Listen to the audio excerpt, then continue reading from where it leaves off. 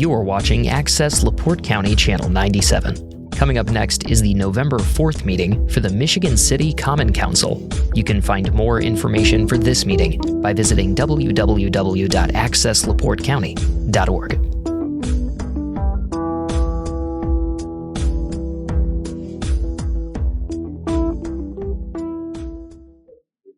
Good evening and welcome to the Michigan City Common Council meeting. Today is November 4th, 2025. I would ask if you would please all silence all of your electronic devices and please join us in saying the Pledge of Allegiance and a moment of prayer. The United States of America, and the Republic for which it stands, one nation, under God, indivisible, with liberty and justice for all. Dear God, please bless us in this chamber, and may your will be done. Amen.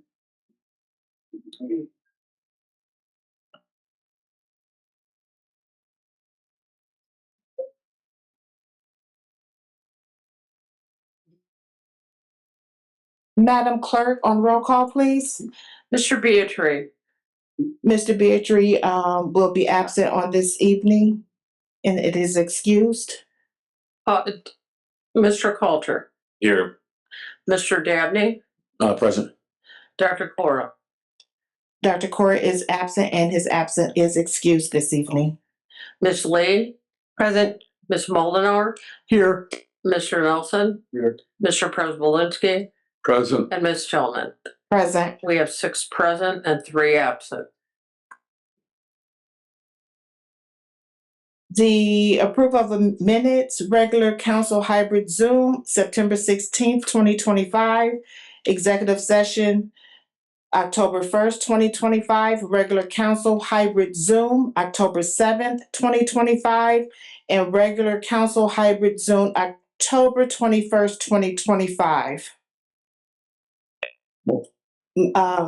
Councilwoman Moldenauer. Yes, I'm going to request that the regular council hybrid Zoom October 21st, 2025 minutes be tabled until the next meeting. I just received those this morning at 11:30 and did not have time to review those. And I did pick up a major discrepancy in who was presiding at the meeting. So we need to get that corrected. Thank you. So that is a motion to table the regular council hybrid Zoom for October 21st, 2025. May I entertain a second? Support. And there's a second by Councilman Coulter. Madam Clerk, on the vote, please. Okay, Mr. Coulter. Aye. Mr. Dabney. Aye. Dr. Cora, he's gone. Ms. Lee. Aye. Ms. Moldenauer. Aye. Mr. Nelson. Aye. Mr. Prespolinski. Aye. And Ms. Tillman. Aye. We have 6 in favor and no one opposed. Thank you. That has been tabled to the next council meeting of the minutes for October 21st, 2025. In regards to that, are you also requesting to table October 7th? I make a motion to accept all of the other 3 council minutes. Okay. So, council, may I entertain a motion to approve the minutes for September 16th, October 1st, and October 7th? So move. We have a motion by Councilman Dabney. May I entertain a second? Second. Second by Councilman Prespolinski. Madam Clerk, on the vote, please. Mr. Coulter. Aye. Mr. Dabney. Aye. Ms. Lee. Aye. Ms. Moldenauer. Aye. Mr. Nelson. Aye. Mr. Prespolinski. Aye. And Ms. Tillman. Aye. We have 6 in favor and no one opposed. Minutes are approved. Thank you. Reports of standing committees, the Finance Committee meeting. The Michigan City Finance Committee meeting was held, but we did not have a quorum for a formal meeting. So I hope that the council had an opportunity to look at the claims docket. The Michigan City Riverboat and Boyd claim docket for November 4th, 2025. Riverboat Fund 2235 $442,125.68. Riverboat EFT Fund 2235, $0. Rainy Day Fund 2236, $0.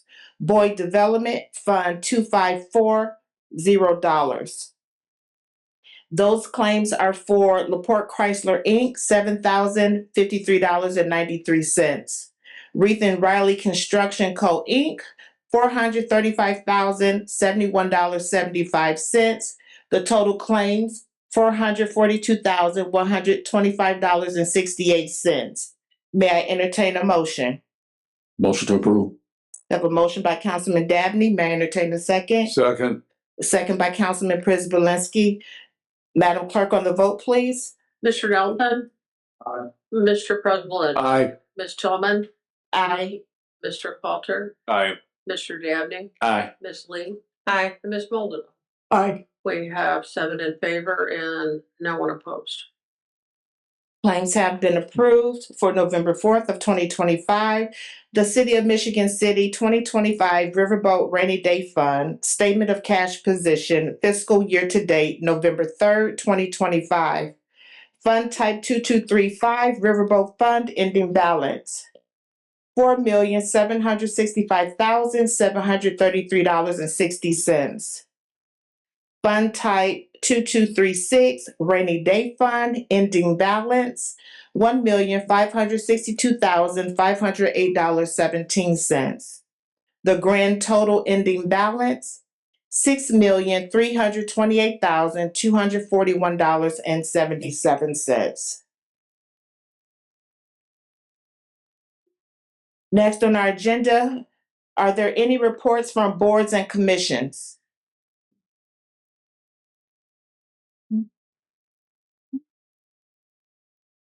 Councilwoman Moldenauer? Thank you, Madam President.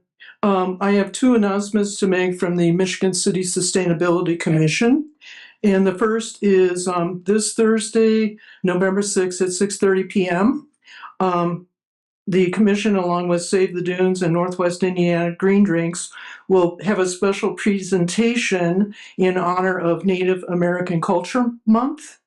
And you can join us either via Facebook Live on Save the Dunes Facebook page, or you can get a Zoom link from that's EM, at savedunes.org. This is a very special and rare presentation for us. Dr. Lowe, who is he's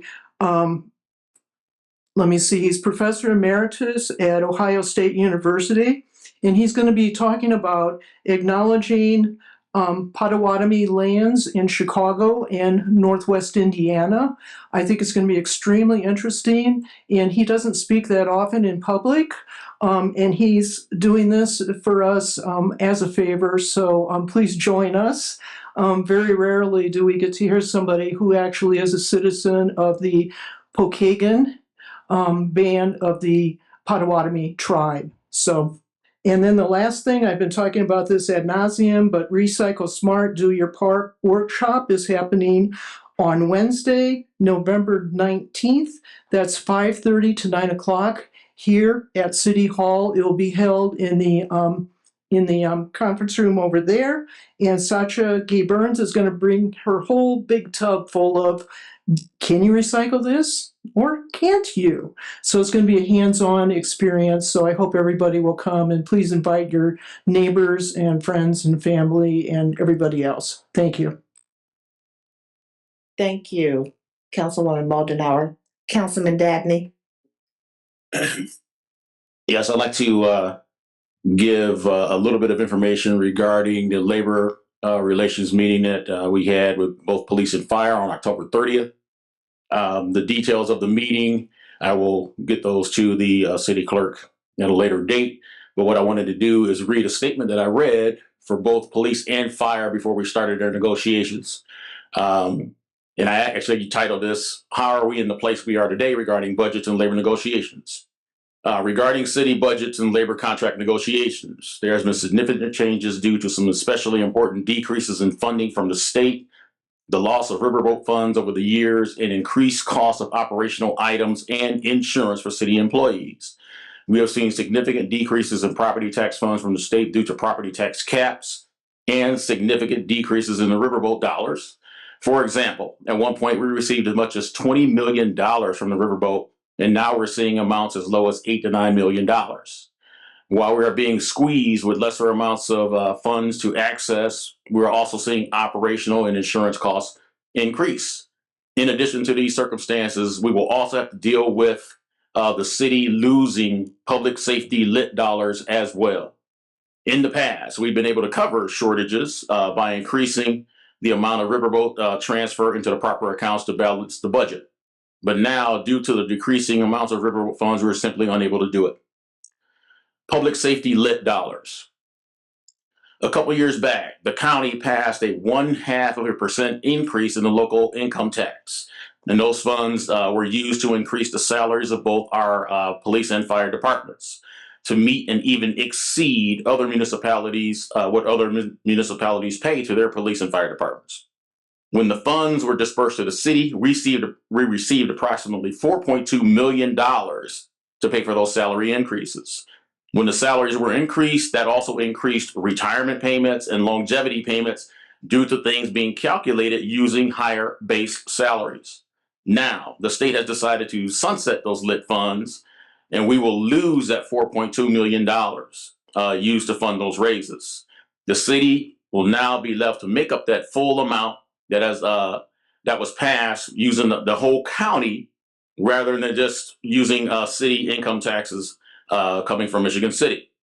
With all of the cost increases in current funding and soon to be future funding decreases, we will have to account for that at some point. For this year's budget, the mayor's budget has passed with a 2% raise for all city employees. And after the budget was submitted, there was only $22,000 difference with revenues over expenses. With that scenario, all increases to any item that increases dollars would need to be offset by cuts in other parts of the police and fire budgets. This is what we are negotiating now. I also want to reiterate that with the council approving the rest of the budget and salary orders for all of the other city employees, we were not locking in the salaries for the police and fire, as was stated in our last council meeting on October 21st. Finally, this is why we're not able to do negotiations for police and fire salaries and other expenses until we have the final budget numbers. We could not promise any changes in places that would increase costs until we knew what the final budget would allow us to do, thus delaying negotiations. But we're on track now and we're moving forward. Like I said, the negotiations meeting, first one was October 30th. And I would like to thank you for your time and allow me to read this. Thank you, Councilman Dabney. Are there any other reports from boards and commissions at this time? There are none. Moving down to reports of special or select committees. Councilman Prisbalinski. Yeah, Madam President, I am the liaison to the Sanitary District Board. And at the last meeting, which took place last Wednesday, Attorney Harris had reported that the Michigan City Sanitary District had won the lawsuit against the City of Long Beach. And Attorney Harris, if you could explain that and where we sit with that lawsuit. Yes, thank you, Councilman Prisbalinski. There was what's called a motion for summary judgment that was before the presiding judge in the case that we have with Long Beach. That judge issued an order in favor of the Michigan City Sanitary District, which I am pleased to report. At issue was the payment of outstanding engineering costs in excess of $400,000. Mm-hmm. So with that judgment now in our favor, we'll sit down with the town of Long Beach, work on how best to resolve the settlement of the judgment itself, and we'll report back to the council. Yes. Okay, thank you, sir. Mm-hmm. That's it, Madam President. Are there any other reports of special or select committees at this time? Any other reports of special or select committees? There are none. Moving on to the agenda to reports from mayor or other city officers and departments.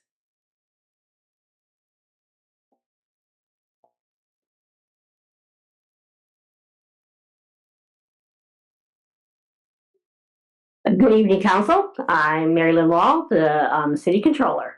Good evening.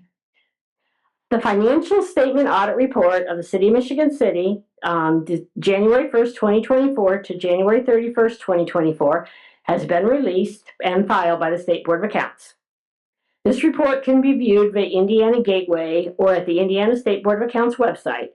You have all received copies of both reports via email from Gail and I. You can also search for other communities too, if you really want to look at other financial reports. The State Board of Accounts published the following opinion. The opinion on regulatory basis of accounting.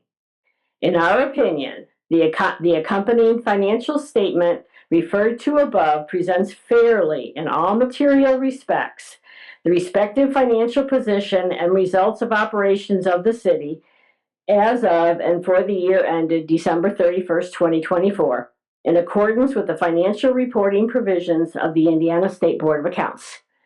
So basically, we got a clean opinion. There were no audit findings during the financial audit. The financial audit report contains a statement of receipts and disbursements, which reports the cash and investment beginning balances, receipts, disbursements, and ending cash and investments. I have copied the just the financial statement part of the report and put it on in front of all your chairs. This statement includes 122 funds covering the City of Michigan City, the Sanitary District of Michigan City, Port Authority, Redevelopment Operating, and the Water Department. If I just report on the city funds, we reported a beginning cash and investment balance of $72,950,675.17. We had $95,658,590.82 in receipts, $104,368,000.46 of disbursements. So we had an ending cash, this is just for the city funds, of $64,241,264.53. You would have to take all the city funds on that report to get those numbers. That's why I wanted to point those out to you. Our goal is to maintain a fund level cash balance at a level of at least 15% of our current budget in all of our major operating funds. We can no longer rely on the Riverboat Fund for any unexpected expenses requiring additional appropriations during the year. In years past, most, if not all, additional appropriations came from the Riverboat Fund. We need to have adequate unappropriated cash balances to cover any unexpected emergencies or budget shortfalls. Keep in mind, the council must approve any additional appropriations to our budgets. The expenses in our 2026 general fund budget total $30,958,000. 15% would be $4,643,700. $4,643,700. So that represents 15% of our budget we should have in cash reserves. I'm happy to report the December 2024 cash balance is $5 million in the general fund is $5,481,439. This exceeds our 15% requirement goal, and I expect the December 31st, 2025 cash balance to be approximately the same. The second report that Gail had emailed earlier is the Federal Compliance Audit Report. This report contains the statement of federal awards. These are federally funded grants. As stated in the report, the audit did not identify any deficiencies in internal control that was considered a material weakness. In their opinion, the schedule of expenditures of federal awards is fairly stated in all material respects in relation to the financial statement as a whole. The city reported 24 federal grants totaling $3,544,301.22 in federal receipts. There were procedural findings, and I have provided corrective action plans for each. The corrective action plans are included in the published report. For one of our ARPA projects, the city used the same vendor for supplies that was used the previous year without soliciting other vendors. We felt this was a sole source and we proceeded accordingly.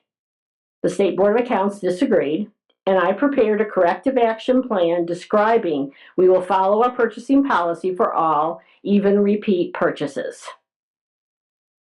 The sanitary district had grant expenditures that were approved by their governing board.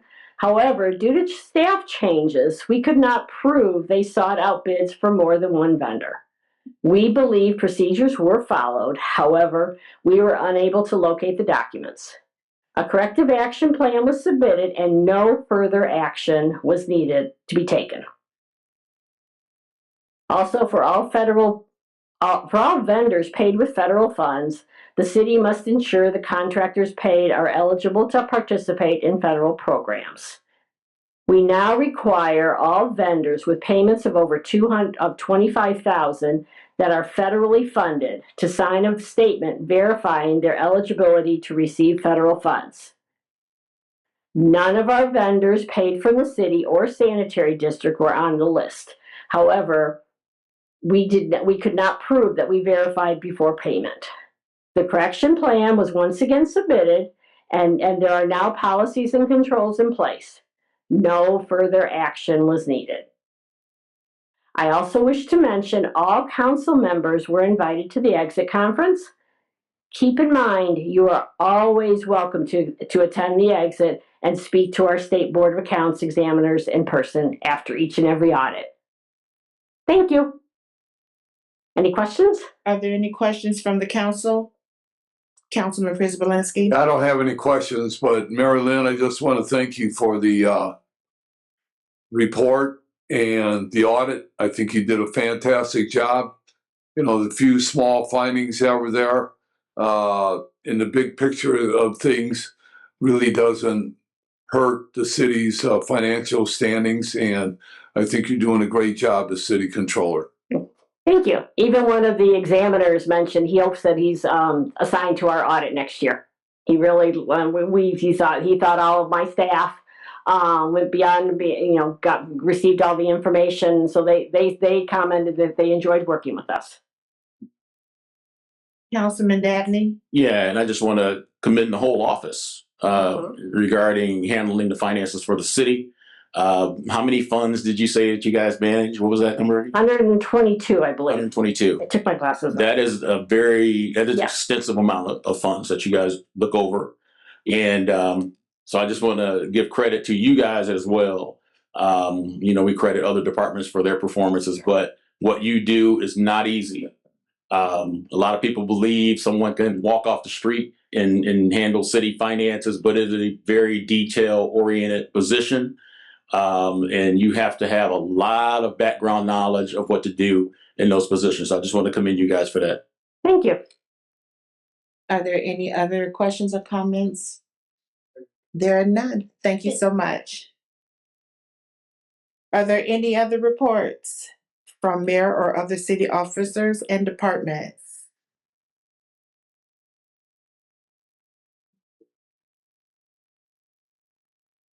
Good evening, Fire Chief Bear Taylor. How are you all this evening? Well, so I'm good. I don't have my normal printout of my data, but I'll read down what I have, the way it's broken down. We had a total of 449 calls for the month of October. 15 of those were fires. 322 were medical calls. We had hazardous conditions of 17, which resulted in no fire, hazardous type condition like fuel spills or anything like that. Service calls were 9. We had good intents, which is like canceled en route, called up on the way there. Of 35 calls, 32 false alarms, 1 severe weather, and 4 special incidents. And out of those numbers don't add up to 449 because we have 14 that haven't made it through the system yet to know exactly what those calls were. And out of those 322 medical calls, we used Narcan 8 times in October, right? As far as data, that's all I have for the data for the month of October. Any questions on that? No? Okay. On October the 11th, we had like an open house for the end of Fire Prevention Week. And I want to thank Marquette for allowing us to use their property between Ohio and Elston Street on the north side of 10th Street there. We had a couple cars there that demonstrations were done with our extrication equipment, cutting up cars, showing how we get people out of vehicles, damaged vehicles. We had a burn room that we lit up, showed how fire spread, how fast it can accelerate. Cooked some food, some burgers, dogs, gave out some smoke detectors. Just like a community thing, like how the police do the National Night Out. We kind of modeled it off of that. It's the first time we've done anything of this size, this magnitude, and I think we had a pretty good turnout. And hopefully next year we can tweak some things and actually get a bigger turnout once it gets known and people hear about it. We picked that particular location because it is in a neighborhood and it's easily accessible for people in the neighborhoods and stuff. Because if you know where our other stations are at, we don't really have anybody around us. So that was a good turnout. Also, on the next weekend, October the 18th, we were approached earlier in the summer from a lieutenant out of Crown Point, firefighter out of Crown Point. He's the chair of the Northern Indiana Safety Educators Association. And what they wanted to do was come into the Eastport neighborhood.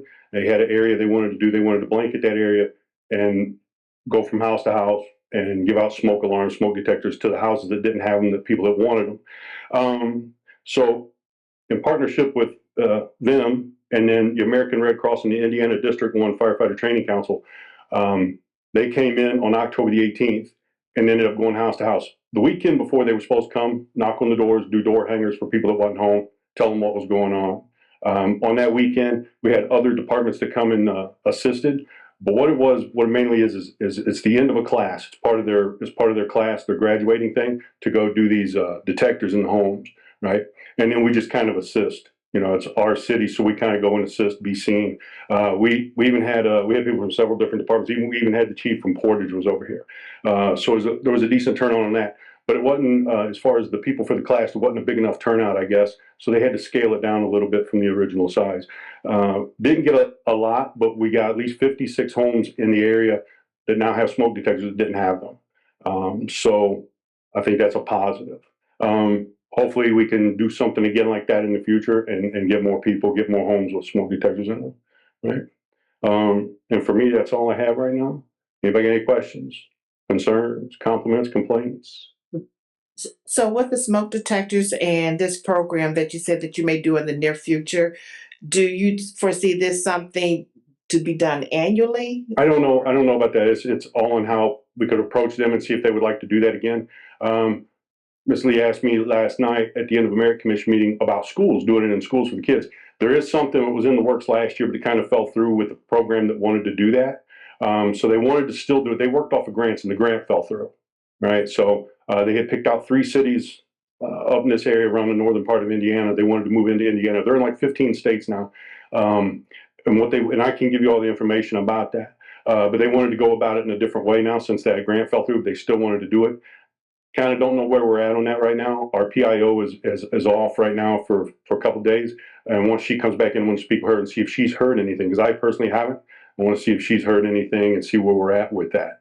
They want to try to get that going for the school year, where they go in and talk to the kids. They kind of go home with a homework assignment, see if they got smoke detectors, anything like that, and they come back, and then we go from there. Any of them that need it, we go in and we'll have them installed, right? So I think that would be good. We just need to kind of get that going, see how we want to do that, and see if the other organization is still willing and able to do that. Councilwoman Moldenauer? Thank you, Madam President. Thank you for your excellent report, and I read it before I got here, so don't be concerned about not having the paper for us. I want to acknowledge you for your work with the community, because I think that's extremely important that we get education out to the residents, and especially getting out those smoke alarms. Those can save lives for sure. I want to ask a question about carbon detectors, because I know that former Fire Chief Randy Novak and I, and also I'm not going to come up with the name of the nonprofit now, O'Brien, something, something, something. It's important to also get those carbon detectors in the homes. Yeah, the carbon monoxide. Yeah, the carbon Yeah, monoxide. you can get dual detectors in, and I was asked that by Ms. Lee last night also, if the detectors were like the dual ones. I think sometimes I think the ones we actually have now are. Oh, But kind of like whatever we get donated to us.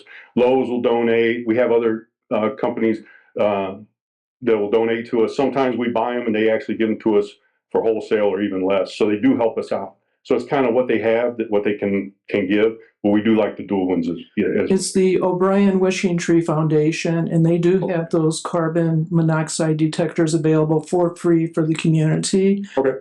So maybe looking into partnering up with them. I know they were with us maybe 4 or 5 years ago, Okay. something. All But right, I'll remember that, pass that on to our PIO as well, and Okay. we can look into that. Okay. but Thank- you're doing a wonderful job. I Thank want you to know that. Appreciate that.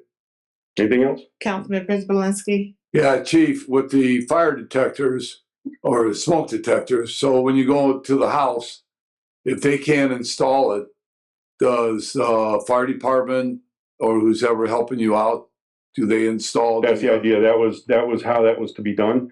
They would go talk to the people, go in, and they would install them for the homeowner or the residents or whatever. Nice. Yeah, that was part of the class. They'd go in and install them, make sure it was done properly. Very good. Thank you. Anything else? No? I think that is all. All right. Thank you. All have a good evening. You as well.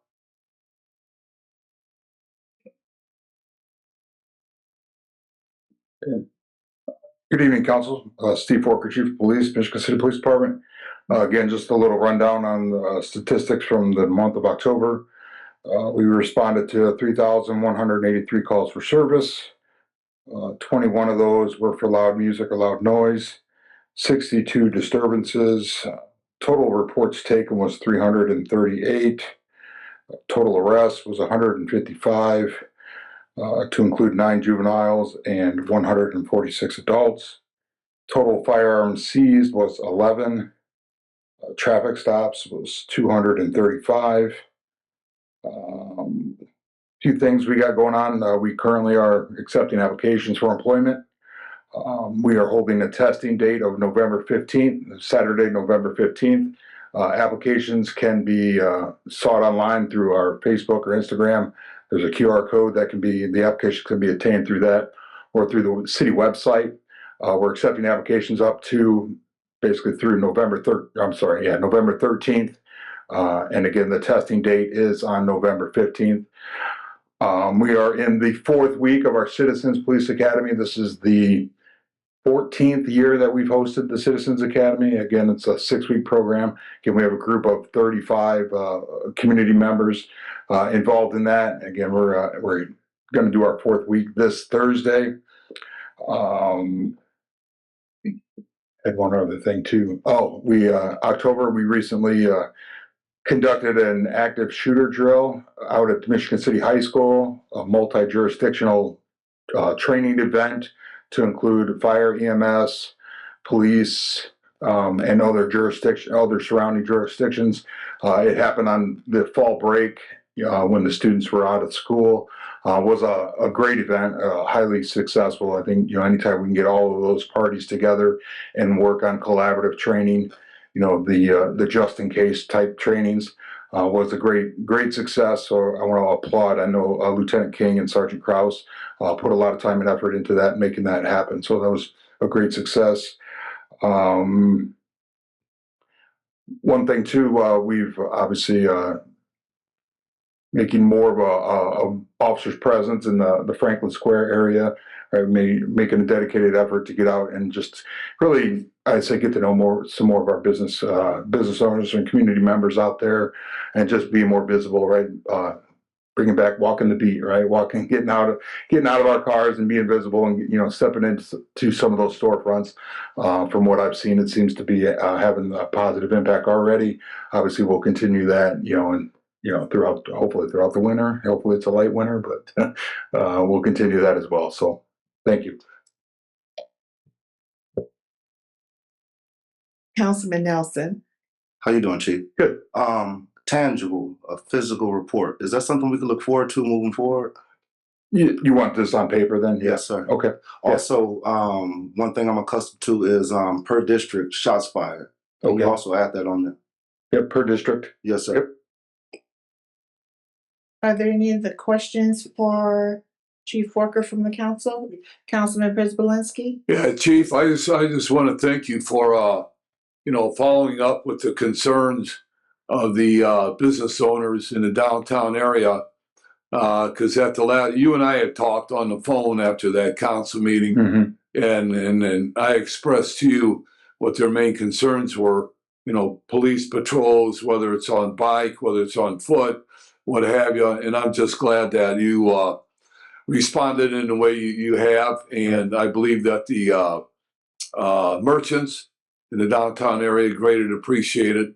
And I believe the citizens that go into the downtown area greatly appreciate it also. So thank you for that. Thank you, sir. Thank you. Are there any others? There are none. Thank you, Chief Walker.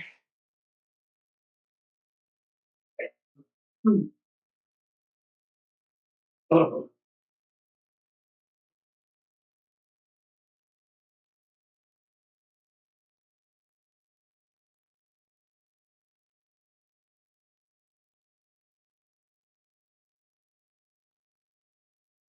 Good evening, everybody. Yeah. Good evening. Couple of updates. So, in your folders, just pass those around. I'll make sure you have a copy.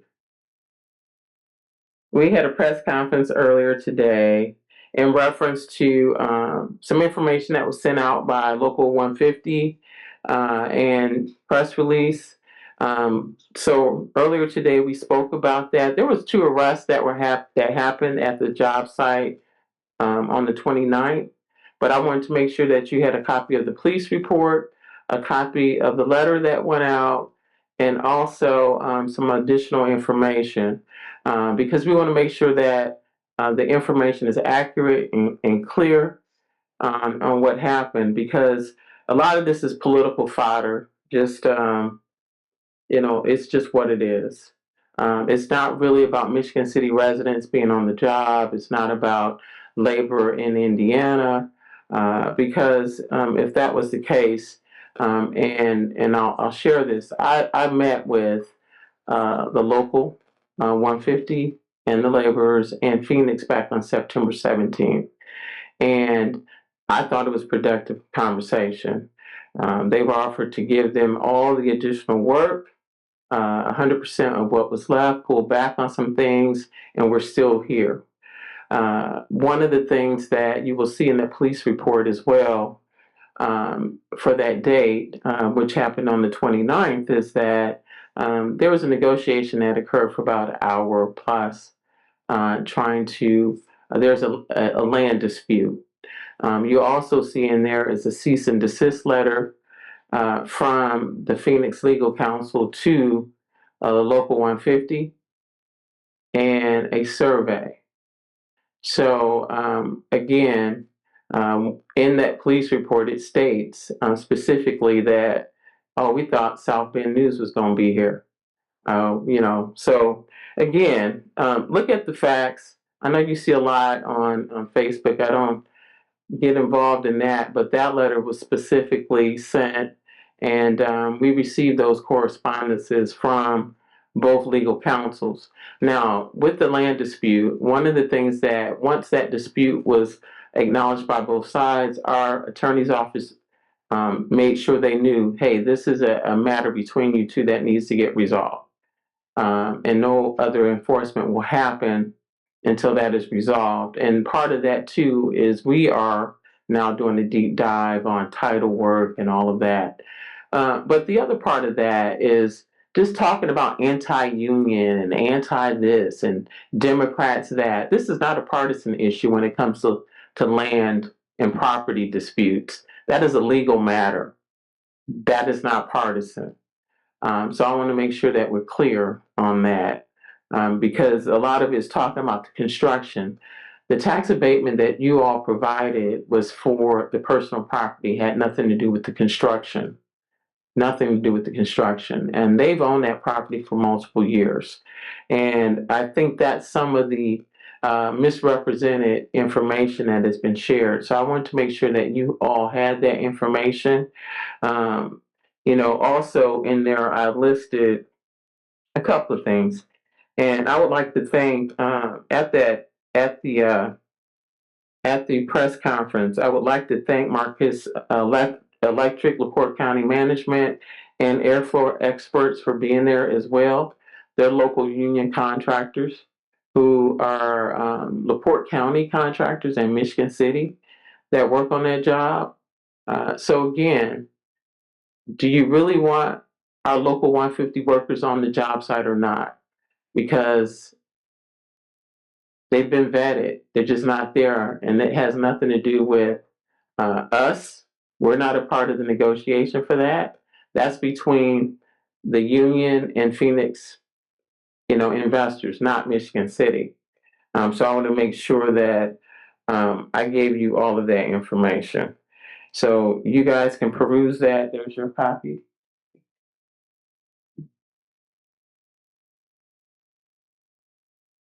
Now, so last week we had our 7th of 8 open houses, town hall meetings. The next one is December 10th, I believe, here in City Council. It's going to be just like the first one, where they'll all have booths and tables for people to come out. Again, people have filled out cards, ask questions. Some people come late, some people leave early. It's what it is. I know that Brett Kelly gave a wonderful report. Probably should submit it to the clerk's office on what they call Operation Clean Sweep and some of the additional things that Central Services provides in addition to the refuse department. A couple other things prior to the conversation about the homeless at the last meeting, several weeks ago, we had a meeting here in the council chambers, myself, along with several service providers and business owners that were here to talk about the homeless. So that process had already started in having those conversations.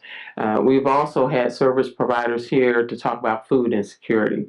So we had that meeting last week where we brought all of the soup kitchens and pantries in, and we talked about food sourcing if the government shutdown continues.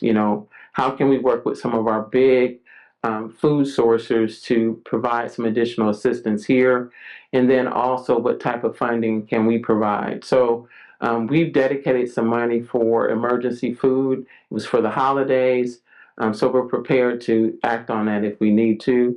So those things are happening because as of, I think, 4:30, I know Senator Rodney Pohl, we had a conversation about what the state is doing, and they don't have a confirmation on where we're at with SNAP benefits yet. So I don't know from the federal government giving it to the state and the state dispersing it where we're at. So I know that Councilman Coulter and Farmed and Forge and some other groups have been meeting as well to discuss some type of SNAP benefit program, market type situation. So we're all, and they participated in our roundtable. So we're looking at our food cohort and our homelessness cohort to really look at, how can we solve some of the problems versus just talk about what everybody's doing. So that's kind of where we're at right now. And those are my updates. Are there any, Councilman Nelson? Well, how you doing today, man? Good. You mentioned it's not a Michigan City issue. It's an issue between the union and the company. Yes. Is there anything that we could have done during negotiation to avoid this and protect union workers? So I'm going to give you a couple of examples. So we don't, I think right now they're in the midst of trying to do some type of national PLA or something with, I don't know what they're negotiating. But again, one of the things that was asked, and I think was in the workshop that you hosted, that the council hosted, I asked the question if they were open to a PLA. And they said that their end user was not. that was in an open meeting. Because I asked the question before that when I gave them all of the union's information. So that's where that was, and that's still between them. Now, it's not saying the council couldn't do something as far as an ordinance if you wanted to, right? But understand that you have small mom and pop shops as well that would be impacted by it. And so it's something that the council should, you can evaluate, for future projects or whatever you want. Just understand there's a happy balance between that. Why are people coming to Michigan City versus other places, right? So there is a balance because it's what it is. But I'll read off what unions are there now. Right now, you have local 210 plumbers with 100% of the work, local 531, 669 fire suppression systems with 100% of the work, local 4 bricklayers with 100% of the work, local 1165 glazers with 100% of the work, local 1485 carpenters with 100% of the work, local 531 electricians with 100% of the fire alarm systems and major electrical involvement, local 210, IBEW high voltage crew, 100% union participation, local 1118 painters, 100% of the work to date. Also, the local 20 sheet metal workers will have 100% of the duct work, and they shared earlier today that they're sourcing all that material from Northwest Indiana as well. Early on in the project, Local 150, they were originally a part of some of the project as far as the cement, some of the crushing, and some of the technical stuff that was on site. But I know that several cement finishers were vetted and are just waiting, I guess, between the dispute on whether they can come on site or not. So, but that's their leadership has to determine that. And I say to them, to the people who are operators, talk to your leadership. Ask them why they're stopping local companies from coming on site. They're local. They're Northwest Indiana companies. Why aren't they on site? They've signed NDA agreements. It has nothing to do with Michigan City. And they need to ask their leaders that. I would love for them to be on site. I am happy to to report that we have several Indiana Plan graduates from Michigan City that are now on site working. So those things will work, if you make them work, right? So they've hired, they've been hired, and they're working on site, and that's what we want. So I would love for 150 to be on site, but they need to talk to their leadership to get them on site because they're just waiting on them. Councilwoman Moldenauer. Thank you, President Tillman.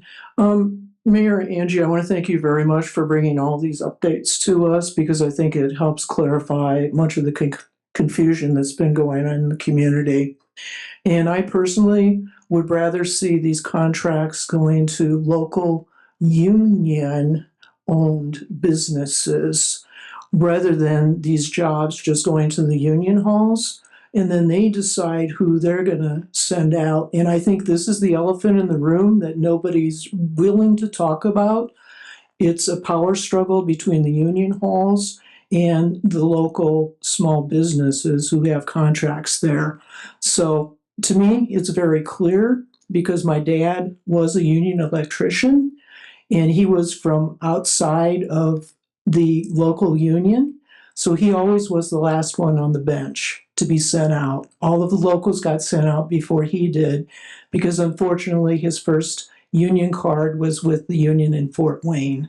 And when city businesses or local business corporations had these contracts, he was sent out first because he was really a hard worker and he knew what he was doing. So I understand exactly what's going on here. And I think this is the elephant in the room nobody's been willing to speak about. Well, let me say one of the priorities, and I shared with Phoenix, is that even when we were in that meeting on September 17th, is you start with Michigan City first and you go out 30 miles. So there are suppliers who are union suppliers who are not allowed to come on site. So when you start talking about out-of-state workers, they're starting to force them to move that way in some of these regards. So again, I put that on them. They need to have that conversation. I know there have been several, everything I've seen is in the letters talk about Democrats, and I'm like thinking to myself, this is not partisan. Has nothing to do with partisan politics. But when the business representative is running for an office and has announced and is making this political, that's in your packet, that's what happens, right? And it has nothing to do with politics. And just like I said with Mr. Fagan is the financial secretary for the operators. He sits on the IEDC board who approved the first incentive in June. You guys approved it when? In September? He should have asked those questions then too, right? So that's where I sit. We're not going to be bullied. We're not going to be bullied and be in the middle of their argument. And that's what I would like to share with you. You all had nothing to do with, no one called for anybody to get arrested. Did any of you call the police to get them arrested? No. Okay, I'm just checking. Did you? You're elected. Okay. I'm just saying, again, all I'm saying is it's a dispute between them two. Let them deal with it. But to continue to bring that rat, it may say that it's anti-union, it's anti-Michigan City, it's anti-small businesses that we have here, anti-union businesses that we have here. It's anti-Northwest Indiana, in my opinion. So keep bringing it out here. We'll take pictures with it and everything. I have no problem with that. All I'm saying is keep doing what you're doing and making the hard decisions, because these are hard decisions. And I applaud you all for that, but we're not going to be bullied by this. Any other questions? Any other comments from the council? There are none, Madam Mayor.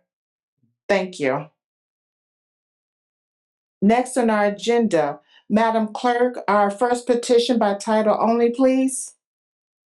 Formal petition and legal objection to Economic Improvement District IED declaration pursuant to Indiana Code 36-7-22 ET sequence and 6-1-11-4. Thank you. If you would please state your name and address. Yep, my name is Carly Dunn at Meadow Boulevard. I wrote the petition to challenge the Economic Improvement District because it is invalid. The parcels of land were not owned by the LLCs at the time that the petition was filed in July. Indiana law is not a conspiracy. This isn't a rumor. It is the law. The EID ordinance did not meet the requirements. It is invalid.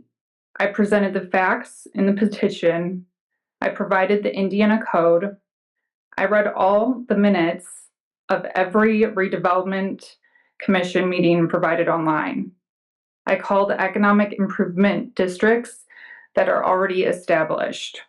I also spoke with a lawyer because I do not present information based on rumors or theories. I did my research, and I hope that moving forward, you all would do your own research to make sure you are presenting the facts to the public. $32,567. That is the annual average wage that will be provided to the employees who are going to be hired at the SOLA development if it's developed. $1 for the property. That's what they're paying for the property. And then $450,000 for a donation for affordable housing to a nonprofit that Clarence Hulse created.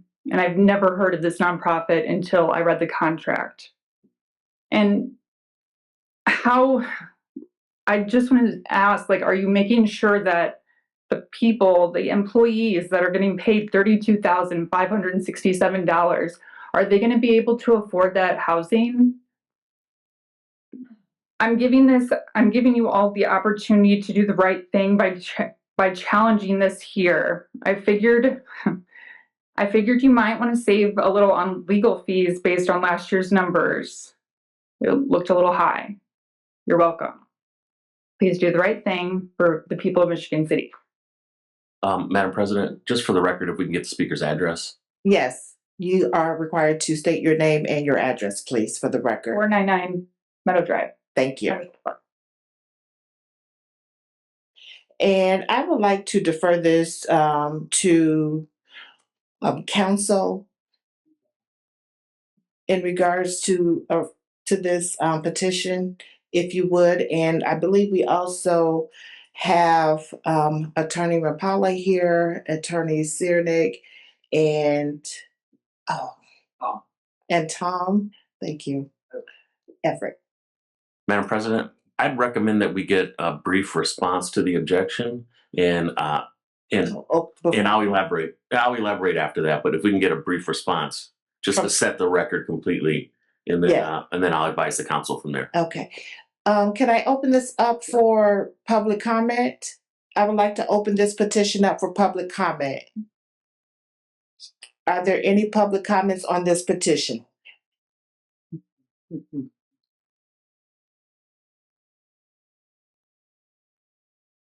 Rodney McCormick, 617 Union Street. I totally agree with Carly. At the time, these LLCs did not exist. I heard the mayor talk about conspiracies and all this other nonsense that doesn't exist, like the LLCs don't, at that time. She said that the mayor also stated that the LLCs have to be the land has to be transferred into a for-profit LLC. How can something that doesn't exist even be of such? This was not a typo. They just got caught. And we calling them out on it. Like it or not, that's what we're here for. I'll be glad to see when things get done right around the city. Redevelopment can do what they're doing with the land, but it's up to the city council to vote. If you delegate your duties to them, they can do what they're doing right now. I just want to say that it's a damn shame that we that live here can't bid on city property. You guys are laying down who you want to come to the city, who's going to get the property, and not only that, there's no money going back into the general fund. That property is worth close to $1 million. How much of that $1 million did we get paid? And when I say we, I'm talking about the city. You represent us. Don't you want to know where the money went? You need $300,000 for a playground that you've been trying to get. There it is. Why don't you get some out of that? But instead, money's going to the economic development. I thank you, Carly, for doing what you're doing, and keep up the good work. We'll disagree to agree or whatever it is that we do, but we're not going away. I'm sure you guys are not going to go away either. So 2027, we'll see you. Thank you. Are there any other public comments on this petition? Any other public comments on this petition? Public comments are now closed. And gentlemen, if you would please. So I'm Randy Rampola, and this is Tom Everett from Barnes and Thornburg. We are serving as bond counsel for the proposed transaction, and with our offices are in South Bend, Indiana. The petition essentially makes two claims. The first being that the EID to be created, there needed to be a petition filed by particular property owners that owned at least 60% of the property in the area to be designated. The Redevelopment Commission previously owned the property. As a governmental entity, the Redevelopment Commission would not qualify. The issue with the creation of the EID is the timing. The EID needed to be created before the developer would be prepared to financially close on the property. One approach from the city's redevelopment commission would have been to transfer the property to the redevelopment commission in advance of that time. In everybody's opinion on the city side, that would have been wildly inappropriate. Had the property been transferred to the developer in advance of their ability to financially close, it would be difficult to get it back, likely. So a common approach in this instance is to provide for the creation of for-profit entities that are friendly to the Redevelopment Commission that would provide for that to happen. In March, the Redevelopment Commission took action to authorize the transfer of the property to such entities. In March, the Economic Development Commission Corporation, which is a separate not-for-profit, agreed to create these private entities, and it has the ability and authority under its bylaws to do that. Individuals were identified, and that proceeded. The property was transferred by the Redevelopment Commission to the entities in July. So as of July 3rd, the properties were then owned by for-profit entities. The paperwork to create the entities ultimately was completed, but the actual actions to authorize all of that occurred in advance. So as far as the transfer, as of July, the properties were identified in the name of the for-profit entities. Now, it became clear to us that there were scrivener's errors in the names of the entities, and that carried over to the petition. The reason why this is still before you is because we thought it wise to correct the petition, to create the ID, to correct the name of the one entity that needed to be corrected. The beacon in the petition, it's clear, and she is correct. As of today, as of weeks ago, Beacon, which is the county's GIS, Geographic Information System, that system does show the property as being municipally owned and exempt for purposes of property taxation. Two thoughts. One, that's not correct. And it's not dispositive of the current ownership of the property. The ownership of the property is in the name of the LLCs. Those are for-profit entities. So Beacon is either not correct. Alternatively, Beacon may not have been updated because Beacon reflects the current tax status of the property as well. The property in 2024, pay 2025, is in fact exempt because in 2024, the Redevelopment Commission owned the property. So I'm not sure how the county and Beacon does that, but it's common to have that happen where Beacon won't be updated until next year because it's 2025, pay 2026. But 2024, pay 2025, the Redevelopment Commission did own the property in all of 2024. It wasn't until July 2025 that the property was transferred. So at the time of the execution of the petition, the property was in fact owned by for-profit entities. I think the other allegation in the petition is that there was a conflict of interest. There's some reference to this $450,000. That in the development agreement, it was deemed to be a benefit to the city that the developer would agree to make that payment to be used for affordable housing. The Community Development Corporation, which is a separate not-for-profit, which the concept of a community development corporation in Indiana, if you look in the redevelopment statute, the Redevelopment Commission and the Community Development Corporation, a not-for-profit, can be created, and it's used as a tool by redevelopment commissions to be able to incentivize housing and other projects. So it's not an uncommon approach, and I think Skylar York or Alan Cerniak can talk to you about that as well. That CDC was created for this very purpose, to allow for funds that could come in, be used for housing, to be able to use by that CDC for housing. To cast spurious allegations to say that people are benefiting from that organization isn't any one individual. That is a bona fide not-for-profit corporation, and to the extent somebody is illegally benefiting from that, that would be criminal. But that's not what's happening here. And to suggest otherwise without proof is just wrong. So I'm sorry, I disagree with that. But the conflict of interest that alleged in the original petition and as modified was that the attorney for the Redevelopment Commission served as the registered agent for the LLCs.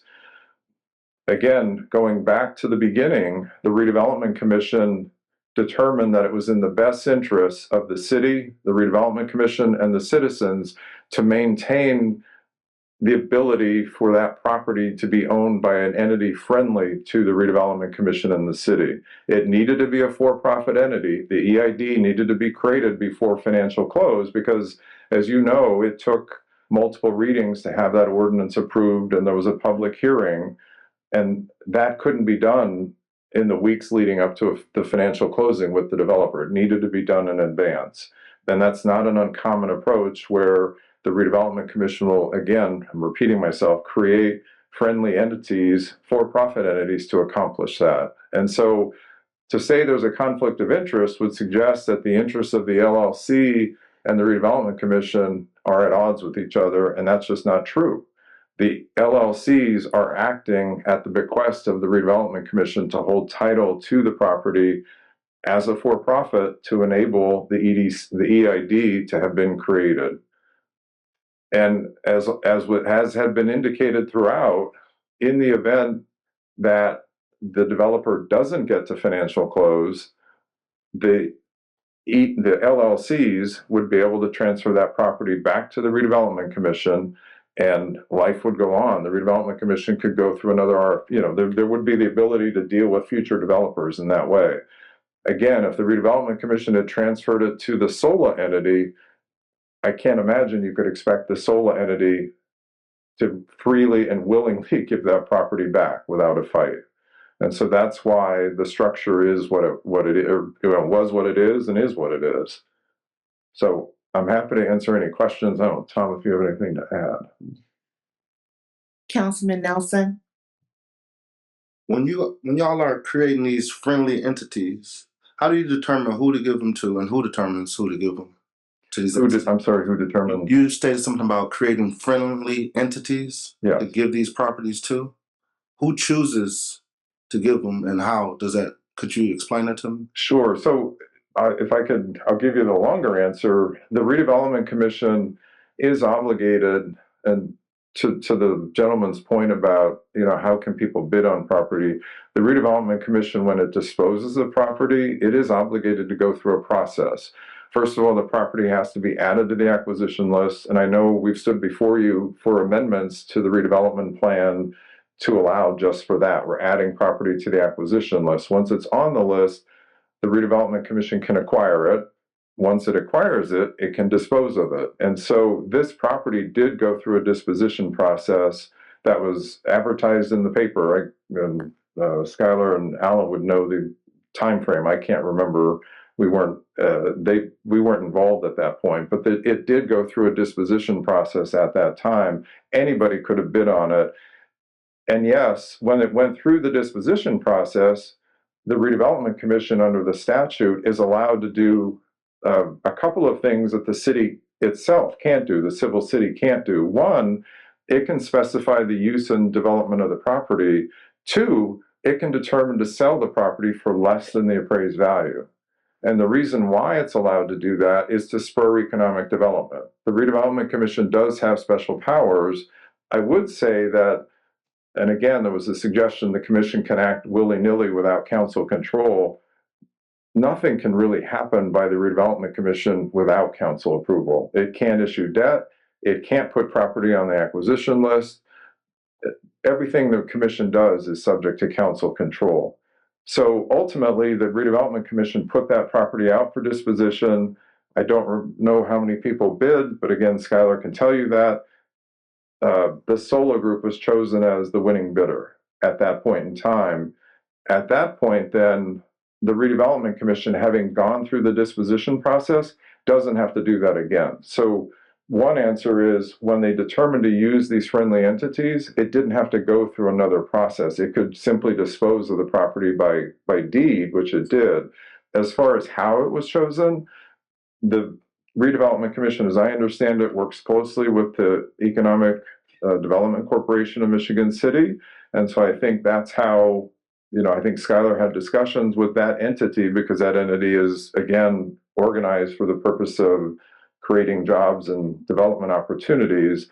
And that's why that entity has the ability, has its own corporate power to create these for-profit entities to serve in those roles. So I think, and again, I think Skylar could speak to that, but I think that's how it happened, that it was determined to use these entities.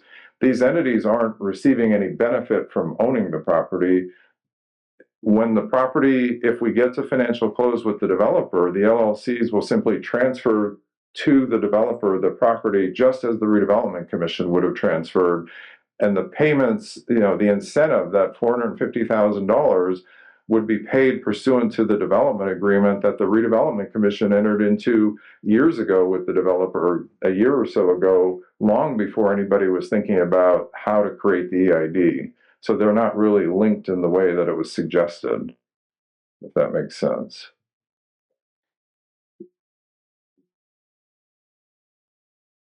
And you said there's no benefit to Mr. Nelson. When you say there's no benefit, so the 450, when it says donation, what is that? What is it? Well, yeah, when it says donate, what is that? As I understand in the development agreement, the Redevelopment Commission negotiated with the developer to provide the $450,000 to the Community Development Corporation, which is a separate not-for-profit, for purposes of facilitating affordable housing in Michigan City. It's unrelated to the LLCs that were created. The fact that it's some of the same people involved is not relevant because those people individually are not benefiting from it. As I said, the CDC under Indiana law is a separate not-for-profit corporation, and there aren't people benefiting. There's no profit being generated by operations of the CDC. The CDC is really operating for the benefit of Michigan City. That's the point of a community development corporation. So that it was determined long ago to have the $450,000 be paid to the Community Development Corporation because that entity is organized for purposes of facilitating affordable housing projects. That entity can do that in ways that even the Redevelopment Commission can't do because it's not a governmental entity. It's a separate not-for-profit corporation. But it does work closely with the Redevelopment Commission under the redevelopment statute. Hopefully that answers the question. Okay. Yeah. Thank you. Are there any other questions? Councilwoman Lee. Thank you, Madam President. So to clarify, this property was open for bid to the public? No. Yes, and Skylar can tell you exactly when. I can't remember. I wasn't. Yeah, so in 2022, this actually was put out to RFP. It's actually been put out a few times. We didn't have to do it again in 2022. It was actually put out in 2017 originally. So it was put out in 2017. We had 7 developers. They all kind of fell through. We didn't move forward with the project. We actually went back and put it out again in 2022, and we actually had one bidder on it, and they just basically want to give us $1 million and hold the property for it. They were just like, we're just going to hold the property. There is no, but we told them what we wanted there, and there was no intention of doing that, so we denied the bid. We met with them, but we denied the bid, and then that allowed us to basically negotiate with secondary choices, if you will, who were going to give the city what the RFP actually was requesting. So, and with the dollar, essentially the city sold the property to itself to avoid future loss. Sure.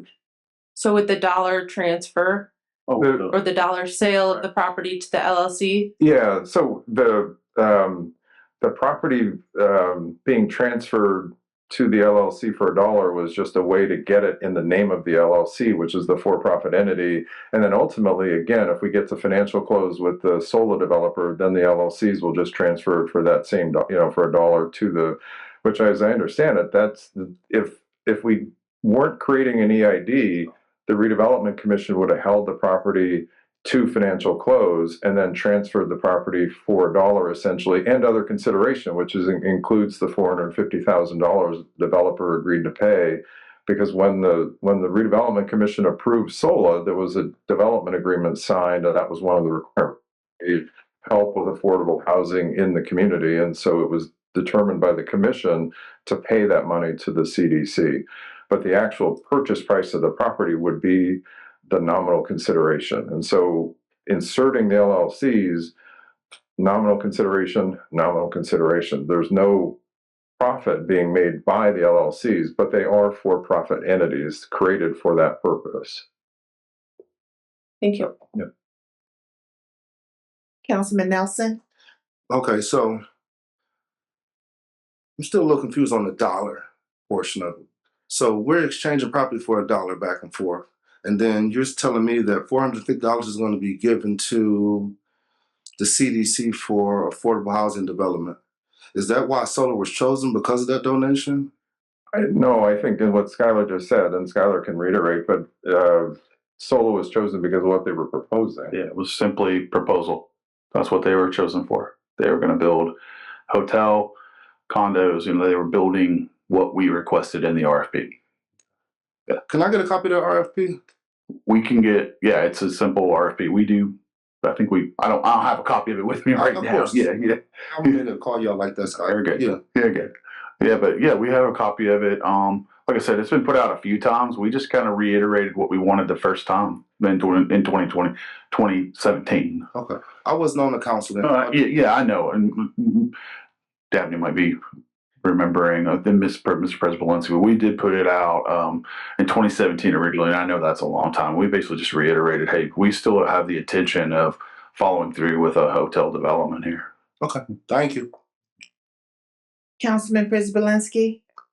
Yeah, Madam President, so with this petition, what I would like to request, and if our legal counsel can correct me and direct me in the right direction here, is, and I understand a lot of what's been said here, but what I'm looking at here are the, I'm going to say the allegations that are being brought against this project in this petition here. And what I would like to do is to have our legal counsel for the council investigate these allegations and come back to the city council with a written report on what exactly, whether they're true, they're not true, because that's all I'm basing myself on this petition here. I'm not worried about everything that's taken place in the last 10 years or whatever, but just the allegations, that's what we're dealing with here. We're not dealing with this whole project. We're dealing with a petition. So, Mr. Harris, how can that be done? Madam President, so I don't disagree with your suggestion about me looking into this a little further and reporting back to the council. I think there's two things though. That's one, and I think that's a good decision on your part. Secondly, I think before the council is still the updated petition. And if there's an updated petition, I think it's still subject to the requirements of Indiana Code 367226, which requires a hearing and public notice. I'd like to get your comments on that. So what we are doing, we don't think it's necessary because of the Scrivener's error with respect to the petition to go through the process again, because everything in the petition is represented in the petition. The one difference is the lack of the MC in the name of the one entity. So nothing else would have changed. Nothing would have been reflected by, if there were another public hearing, it would be, so we made the determination as a legal conclusion that we didn't have to go through the process again to recreate the ID that had already been created. Quite frankly, we were being extra cautious, thinking, let's just correct the Scrivener's error, much like the deeds were corrected. They were corrected. So one question was the property, and I don't think I answered it now that I'm thinking of it, the property wasn't owned until September in the petition, And we did circulate a memo, which I think got circulated to the council members to respond. The property was transferred in July. There was a corrective deed to correct not only the names, but the legal descriptions were slightly off in the July deed. And corrective deed would relate back to July. So the actual transfer date was July, not September, as was suggested in the petition. So, but to your question, from our perspective as a legal conclusion, we didn't deem it necessary to have to go through the process again entirely. But we don't think the statute requires that when substantively what was in the petition as it relates to the assessments and the structure of the assessments and the property owners and the levels of assessments, none of that is being affected or changed by the lack of the two letters in the one name. So yeah, that was our legal conclusion. And I don't disagree with that conclusion. I think that opinion will be included in the information I distribute to the council. I know that yesterday you would have received from my office a copy of a memo, which you're referring to. And I don't know if all of you have had an opportunity to review it or digest it, but I know typically you all like to have some dialogue about information like this. I know it's not the simplest thing to understand. So for that reason, I agree with the recommendation that we look into it. I'll provide you with my opinion based upon the allegations included in the petition and that's objecting to it, and also the response. But I would recommend that the council take some time to look at this, get a legal opinion of its own, and then make a decision going forward. Okay. Thank you, Attorney Harris. Thank you, Tom. Thank you, Randy and Skylar. Next on the council agenda, we are on communications. Madam Clerk, on communications, please. Correspondence was received in the clerk's office on October 31st from Seth Spencer, CEO, Sarah Group, Board Chair, EDCMC, regarding the proposed amendments to the revolving loan ordinance. Correspondence was also received on the 30th from Councilman Przewolinski regarding Governor Braun contact information. A notice of public comment, 30-day period, October 23rd, that was received in the clerk's office on October 27th from IDEM regarding a permit revision for Hitachi Global Air Power US LLC. Correspondence was also received on October 24th from President Tillman to Mr. Rodney McCormick regarding October 21st council meeting. Correspondence was also received in the clerk's office on October 22nd from Rodney McCormick regarding October 21st council meeting. A report was received in the clerk's office from Baker Tilly, LLD, regards of the Michigan City Redevelopment Commission TIF report on October 16th. A notice of public hearing was received on October 20th, advising the hearing would be held on October 28th regarding the petition of Ameriplex Marquette Minor Subdivision, 6101 Cleveland Avenue, Michigan City. That's it. Thank you, Madam Clerk. Madam Clerk, our first resolution by title only this evening. A resolution by title only opposing the effort of conduct to opposing the effort to conduct mid-decade redistricting of Indiana congressional districts outside the constitutionally authorized time frame. And this is introduced by Mr. Coulter and Mr. President. Does either of the sponsors have any comments they would like to make? Yeah, Madam President, I'd like to read this into the record. Opposing any effort to conduct mid-decade redistricting of Indiana's congressional districts outside the constitutionally authorized timeframe. Whereas Indiana Governor Mike Braun has announced his intention to call a special session of the Indiana General Assembly for the purpose of considering a mid-decade redraw of Indiana's congressional districts, and whereas Article 4, Section 5 of the Indiana Constitution sets a decennial schedule for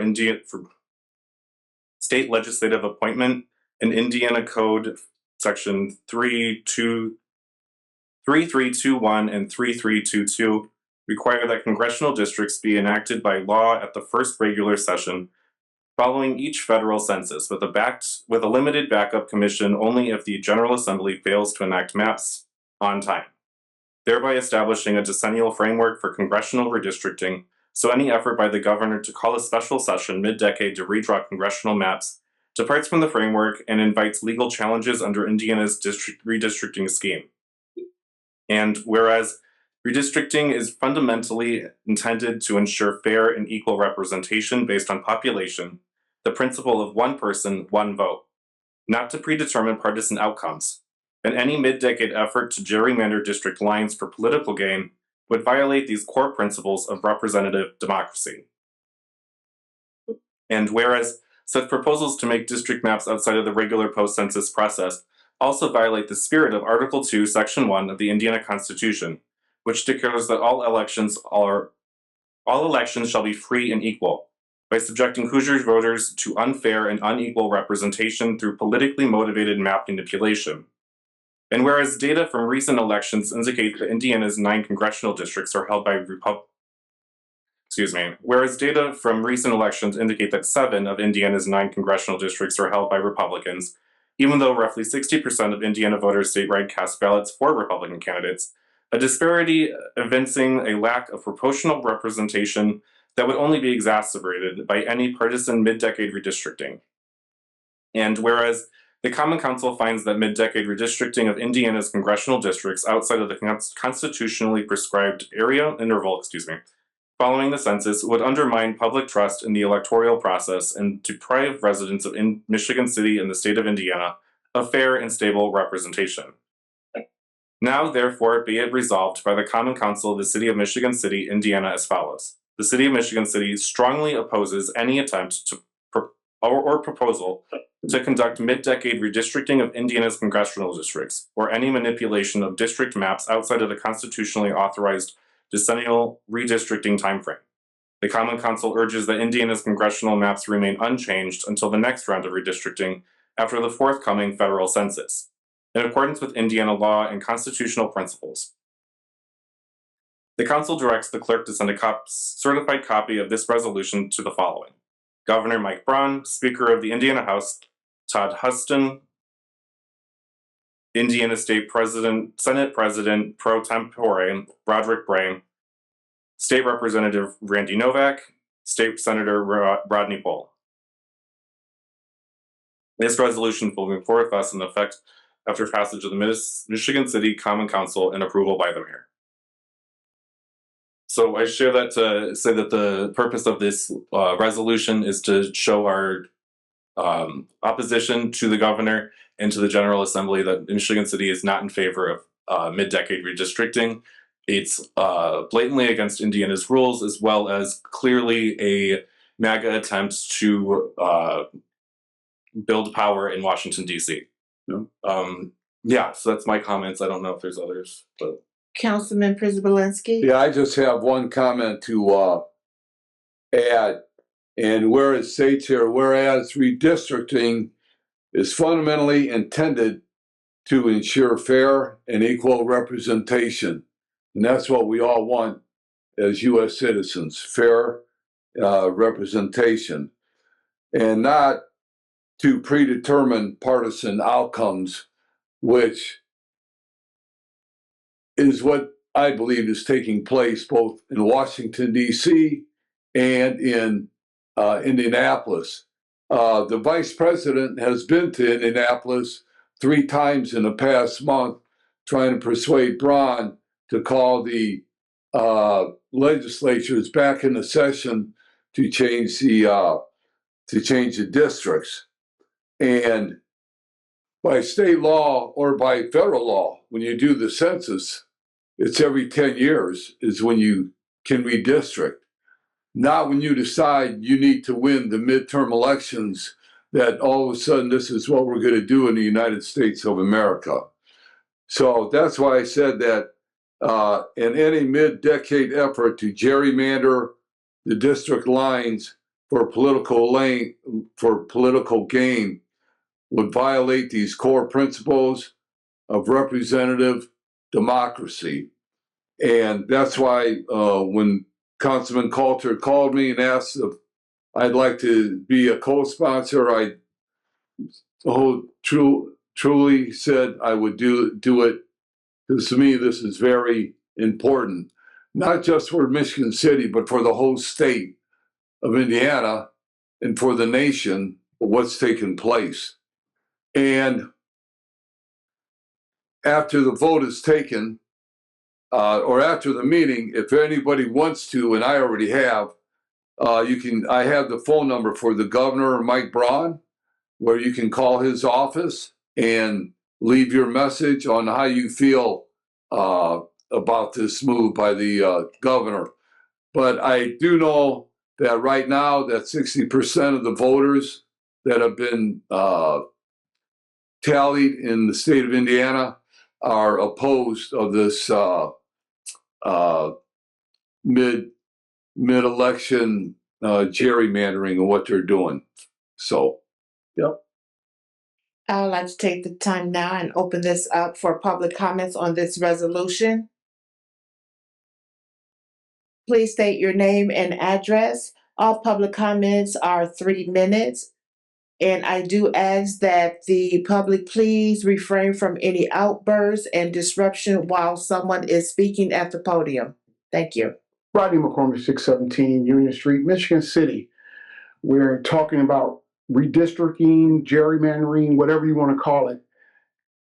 It's just listening to this. I just got to say, you're a hypocrite. You don't even live in Michigan City. People have been moving in and out, using addresses, doing things they shouldn't be doing to change the outcome of elections. So be careful what you say about somebody else when you're doing the same thing. This is crazy. Don, I believe you from the heart that how you feel. I feel the same way too, right? But the representation that we have here, all Democrats, we're not getting treated right now. But that's here nor there. I do agree that is wrong. But don't be a hypocrite and try to call something else out for what somebody else is doing and you doing it. Thank you. Public comment. This will be one more call for public comment. If there's no other public comments on this resolution, public comments are now closed. Any comments from the council? Councilwoman Lee? Thank you, Madam President. Madam Clerk, could you please add me as a sponsor to this resolution? Before moving on, I would like to ask any other council members, would they like to be added to this resolution? There are none at this time. May I entertain a motion for support? Motion to approve. Second. We have a motion by Councilman Dabney, a second by Councilman Nelson. Madam Clerk, on the vote, please. Mr. Przybylski? Aye. Ms. Tillman? Aye. Mr. Coulter? Aye. Mr. Dabney? Aye. Ms. Lee? Aye. Ms. Moldenauer? Aye. And Mr. Nelson? Aye. We have 7 in favor and no one opposed. Thank you. This resolution has passed. Madam Clerk, our first ordinance for this evening by title only on second reading, please. An ordinance on second reading by title only, amending the zoning map of the city of Michigan City, LaPorte County, Indiana to rezone real property located at 504 Eastwood Road from the M2 Heavy Industrial District zoning district classification to R1C Single Family Residential District zoning district classification. And this is introduced by Mr. Dabney.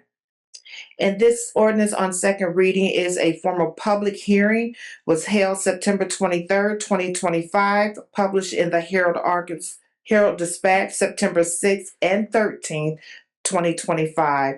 Does the sponsor have any comments? Yes, this was something that came through the Planning Commission, and it came out of the Planning Commission with a unanimous favorable recommendation to pass here through the City Council.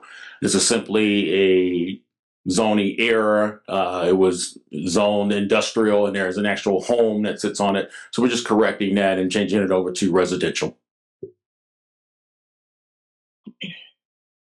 I would like to open this up for public comments. Are there any public comments on this ordinance at this time? Are there any public comments on this ordinance? Any public comments? There are no public comments at this time. Public comments are now closed. Any comments from the council? Councilman Dabney. Yes, I would like to suspend the rules and do second and third reading tonight's meeting. May I entertain a second? I second that. Second by Councilwoman Moldenauer. Madam Clerk, on the vote, please. Ms. Tillman, Aye. Mr. Coulter, Aye. Mr. Dabney, Aye. Ms. Lee. Aye. Ms. Moldenauer, Aye. Mr. Nelson, Aye. and Mr. President. Aye. There is 7 in favor and no one opposed. Madam Clerk, by title only, ordinance on third reading. An ordinance on third reading by title only, amending the zoning map of the city of Michigan City, LaPorte County, Indiana to rezone real property located at 504 Eastwood Road from the M2 Heavy Industrial District zoning district classification to R1C, single family residential district zoning district classification. And this is introduced by Mr. Dabney. Does the sponsor have any comments at this time? There are none. I'll open this up for public comment on this ordinance on third reading. Any public comments on this ordinance? Are there any public comments on this ordinance? There are none. Public comments are now closed. Any comments from the council?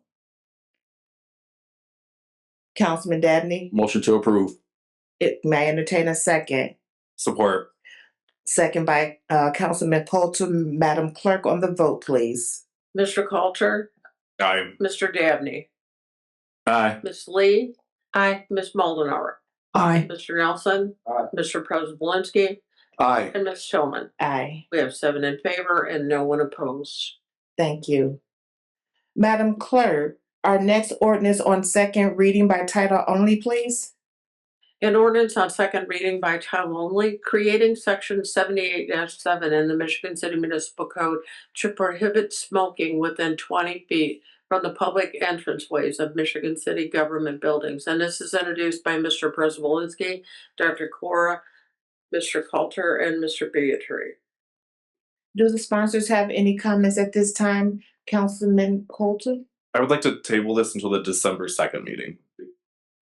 Is that a motion? That is a motion. Thank you. We have a motion to table this to the next council. December Second. 2nd. I'm sorry, to December 2nd. 2 meetings. Second. And we have a second by Councilman Przewolski. Madam Clerk, on the vote, please.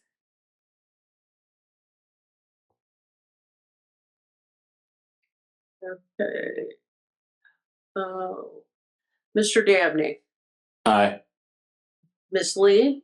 Aye. Ms. Moldenauer, Aye. Mr. Nelson, Aye. Mr. President, Aye. Ms. Tillman, Aye. and Mr. Coulter. Aye.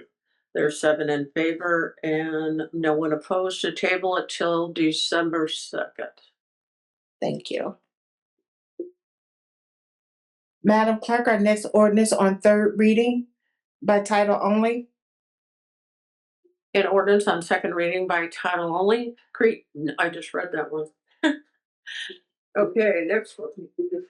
An ordinance on third reading by title only, ratifying and reaffirming certain findings, determinations, and designations in ordinance number 4771 regarding establishment of an economic improvement district and authorizing and approving other actions with respect thereto. And this is introduced by Ms. Tillman. I don't have any comments at this time. I will like to open this up for public comment. Are there any public comments on this ordinance? Are there any public comments on this ordinance? Public comments on this ordinance? There are no public comments at this time. Public comments are closed. Any comments from the council? Motion to table until the attorney comes back with his findings. May I entertain a second on this motion? Second. We have a second by Councilman Przewolski. Madam Clerk, on the vote, please. Ms. Lee. Aye. Ms. Moldenauer, Aye. Mr. Nelson, Aye. Mr. President, Aye. Ms. Tillman, Aye. Mr. Coulter, Aye. Mr. Dabney. Aye. There's 7 in favor and no one opposed, so it'll be tabled until The next council. Will we have that by then, Attorney Harris? Thank you.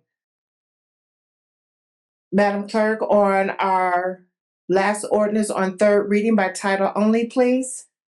an ordinance on third reading by title only, amending certain subsections in section 38-33 in the Michigan City Municipal Code regarding the revolving loan fund. And this is introduced by Mr. Chris Walensky. Do the sponsor have any comments? I know that at the last council meeting that I went through this ordinance in detail. Tonight we have it in third reading. And what the revolving loan committee has done, and I'm the liaison to the revolving loan committee, and that's why I'm sponsoring this, is because we are asking the city council that the funds that are in the revolving loan fund right now, and there's approximately $1 million in the balance of what we have. And then there is outstanding payments from companies that have had loans that are still paying in to the program.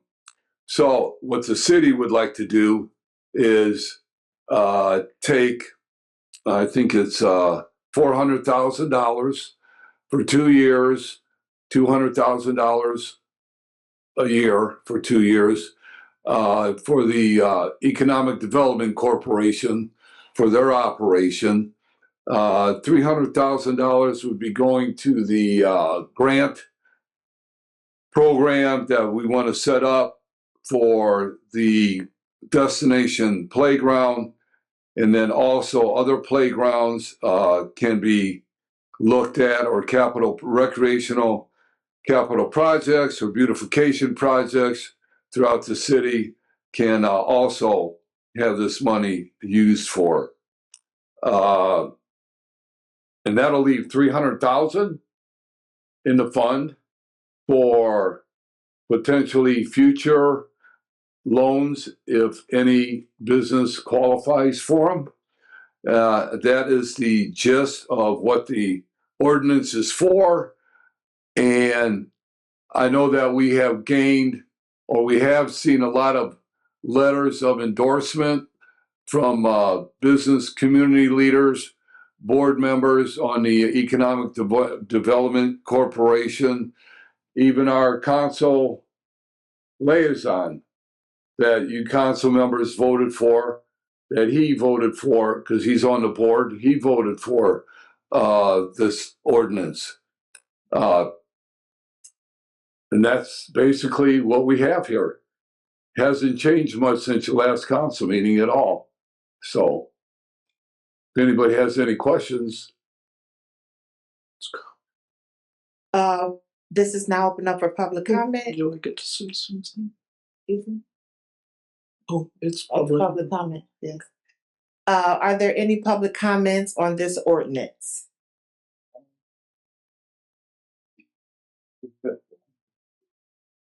Good evening, Don Babcock, 2424 Hideaway Point, Long Beach, Indiana.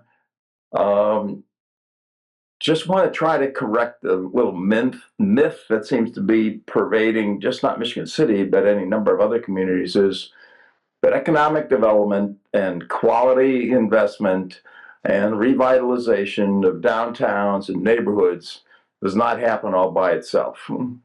And one of the great entities that was created, I think it was created actually back in Mayor Brilson's term in office, was the Economic Development Corporation of Michigan City. It was actually, it's called a little bit different name at that time, but then over the years it has evolved. We have a very strong board, which is very diligent relative to going over our finances. We spend a lot of time every month going over potential projects. You know, Michigan City is open for business, and I think we have all benefited from the efforts of Clarence Hulse and his team. And I have been involved for a long time in this, and I'm very proud of the progress this community has made. with the support of not just this city council, but other city councils and other mayors. So I would encourage you to support this ordinance and pass ongoing support for the Economic Development Corporation of Michigan City. I know you mentioned some other people here. Is there some people here from the EDC? I think there's at least a number that are also in support of this activity. So anyway, that's my comments. Thank you.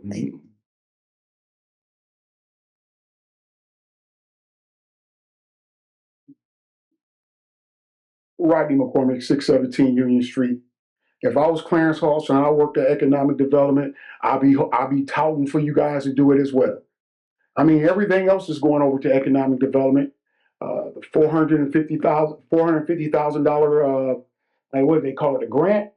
Whatever it is they're going to give to the people. I mean, it's just crazy that they're just getting this money like this. At some point, it has to stop. I remember the mayor said that she had buckets of money she can pull from to make sure people get money and do this. $25,000 to daycares. Some of the preachers in our community, other people in our community, family members. Seem like the money don't ever funnel down to the people that's just like me, or the people that live here, or the King Center, or other places in Michigan City. It just seems shady, and it's wrong. I know what Dom's goal is here to make sure he get that playground built. I don't know why you just want to go to economic development and get the money, and I don't understand why you let the $1 million gift go over to economic development when you could have got it from there as well. But you signing off on all these improvements of land being sold. So you got to do what you got to do. We got to do what we got to do. Thank you for the time. Public comment? Are there any other public comments?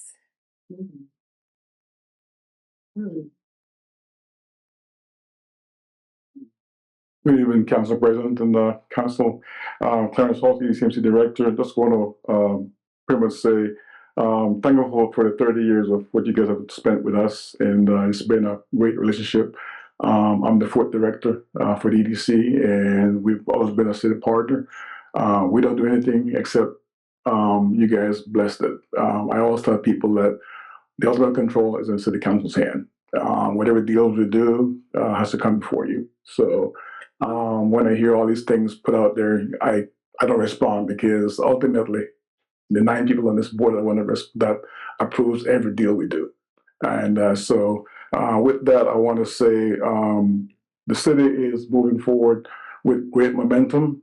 We've never had this kind of energy in Michigan City. I've been here over 12 years, and this is the first time we're knocking things out the ballpark. I was looking over our project reports this past week. We've got over 40 leads coming to us right now for residential development. We've got over 30 commercial industrial leads for development. We've got 19 active projects, means we're meeting with these people every day, exchanging financial information, looking at zoning, permitting. So we're doing a monthly meeting with 19 different projects, valued over $900 million over the next 2 or 3 years. And so, what we do, sometimes people don't see because it's confidential. We have to sign NDAs with private corporations. We have to meet with them on their terms. But whatever deal is struck or drafted has to come before this body. And you guys are the ultimate decision makers. So always keep that in the back of your head. Whatever we do ultimately comes back to you. And so we do a lot of, I think that we have very thick skin, because we get a lot of no's. All these leads we follow up with, and sometimes people go elsewhere. We talk to them, we exchange information, data, and then ultimately they want to come into a community. So with that, I will ask the council to move forward to approve this budget transfer, and we'll hope to work with you guys to bring all these other projects to fruition. We've also been involved in many community projects. We act as a conduit for funding, whether it's through city funds, ARPA funds, the daycare fund that people talk about.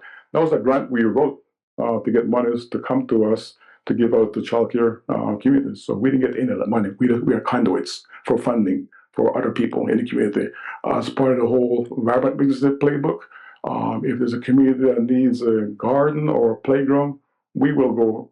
We have a contract with a grant writer who writes the grant, and we manage the grants. For those of you who manage the grants, know if you mess up one time, there's no more money.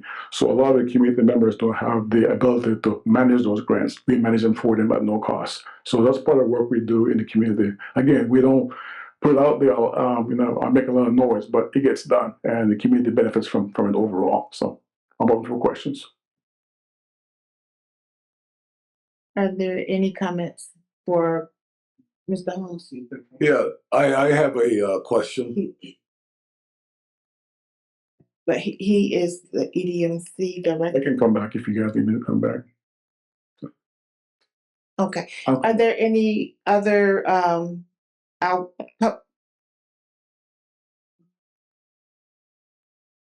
public comments?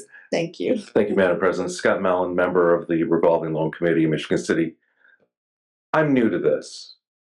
I brought fresh eyes to this committee. I don't know the history. I don't know the background. I came into a moribund fund that hadn't made no loans in 5 years. Our board had a robust discussion that included the mayor and the council liaison, trying to come up with ideas of how to make this fund relevant for today's needs. And in that discussion, we came up with what's been presented to you. The EDCMC has had a tremendous return of investment over the years that is really bearing fruit now. We felt that was a good use of these monies to continue that good work. And it's important to say what we're calling a playground, a destination playground, is an all-inclusive playground with a budget of about $5 million. This is a very large redevelopment of Fedder's Alley with walking paths and things for people of all abilities, which should bring a lot more use to Washington Park and Fedder's Alley. So again, I don't know the history, but coming in with the fresh eyes, this seemed like a good use of funds that had been not doing anything. And we, as we spoke before, we redefined our mission to help existing businesses anywhere in the municipal limits of the city of Michigan City, which is unlike any other tools that Clarence has. So for what it's worth, I hope that helped clarify our reasoning, and I would encourage you to make these changes so that we can further the advancement Michigan City is going through. Thank you. Thank you. This is the last call for public comment on this ordinance. Public comments are now closed. Comment from the council? Councilman Dabney? Councilman Priblinski. Councilman Priblinski? I was going to make a motion, but if you have a comment, you go first. Okay, thank you. And over the past 4 years, just about the EDC, Economic Development Corporation, they have, it says here, we've seen $1.5 billion in capital investment in Michigan City and more than 1,500 new jobs created. From large-scale projects like Franklin Street at 11th, Woodridge, double track updates, Burnham Brewery, the Cellar Door, and other businesses that have opened. So the money the $400,000 that the EDC is going to get, they use that to run their operation to go out and recruit and expand businesses in Michigan City, bring new businesses into Michigan City. If we don't give that money to the EDC, then the money has to come out of the general fund, which we all know that our general fund is very, very tight at this time. I mean, that's one positive thing. The other positive thing, and it's not Don's destination all-inclusive playground in Fedder's Alley. That is a misconception by all means. I have brought this idea up back when Mayor Muir and Craig Phillips was the city planner, and it's been in discussion that long to where it's at now. Mayor Angie and I yes, are working on the project is along with Shannon Eason from the park department. And this playground, it's all inclusive. It's for handicap, special needs, adults, children. Fedder's Alley, if you can envision it, is going to have a walking track all the way. No trees are going to be cut down.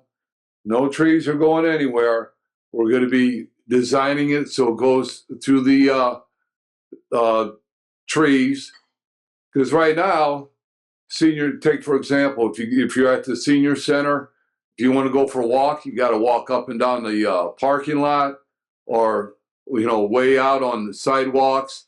So that's going to be improved, and there will be a workout area for anybody in the city that wants to use it. And of course, you're going to have the wonderful playground there. You're going to have a new bathhouse, not a bathhouse, but a restroom facility. Okay, ADA accessible, which right now down in the park, there is none. So these are all vast improvements, and it'll be another tourist attraction for folks from Northwest Indiana that can come to enjoy the park, enjoy the zoo, enjoy the beach, and make it even more of a day tourism excursion for people that both live in Michigan City and people that don't live in Michigan City. So I would greatly appreciate if the council could see it in their hearts to approve this ordinance and get things moving forward. Thank you. Councilman Nelson. I'm sorry, Councilman. He was on first. Yeah. He turned to his Councilwoman Moldenauer. Thank you, Madam President. I know I commented on this in one of our last meetings, and I'll have to say I'm less confused than I was before, yet I'm still not following the logic used for this. It seems almost like we're switching horses midstream. This was set up as a revolving loan fund for businesses. I looked back at some of the businesses in town that had received loans from this committee, and they were like Meyer Glass, St. Andrews, and Burnham. And what I thought was all of these businesses could have gotten a loan from the bank because they're with us long term. They have budgets and they're profitable.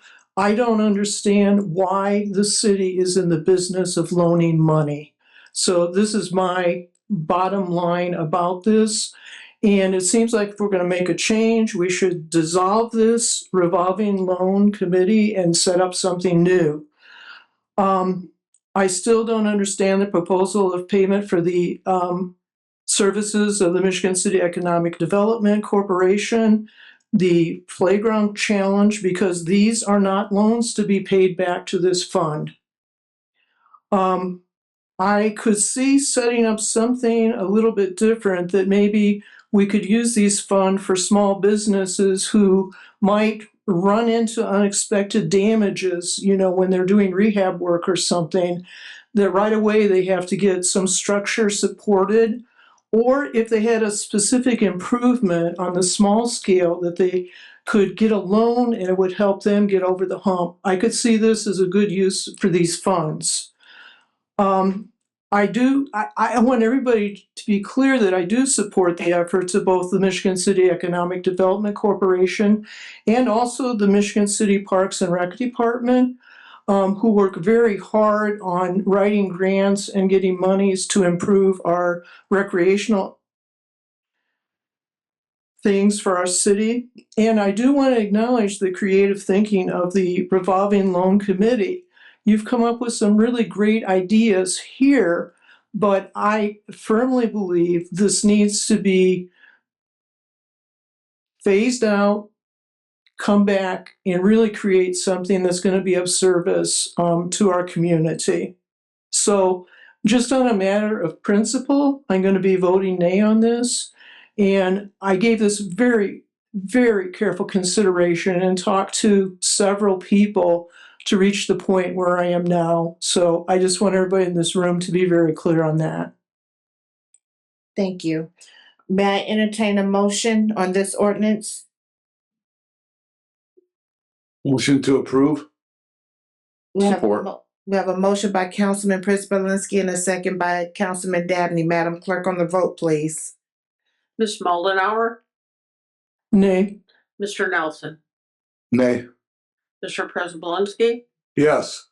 Ms. Tillman, Aye. Mr. Coulter, Aye. Mr. Dabney, Aye. Ms. Lee. Aye. We have 5 in favor and 2 opposed. Thank you, and this ordinance has passed. I would like to ask the council if we could take a 3-minute, just a 3-minute recess, please. All those in favor? Can you just say aye? Aye. Thank you.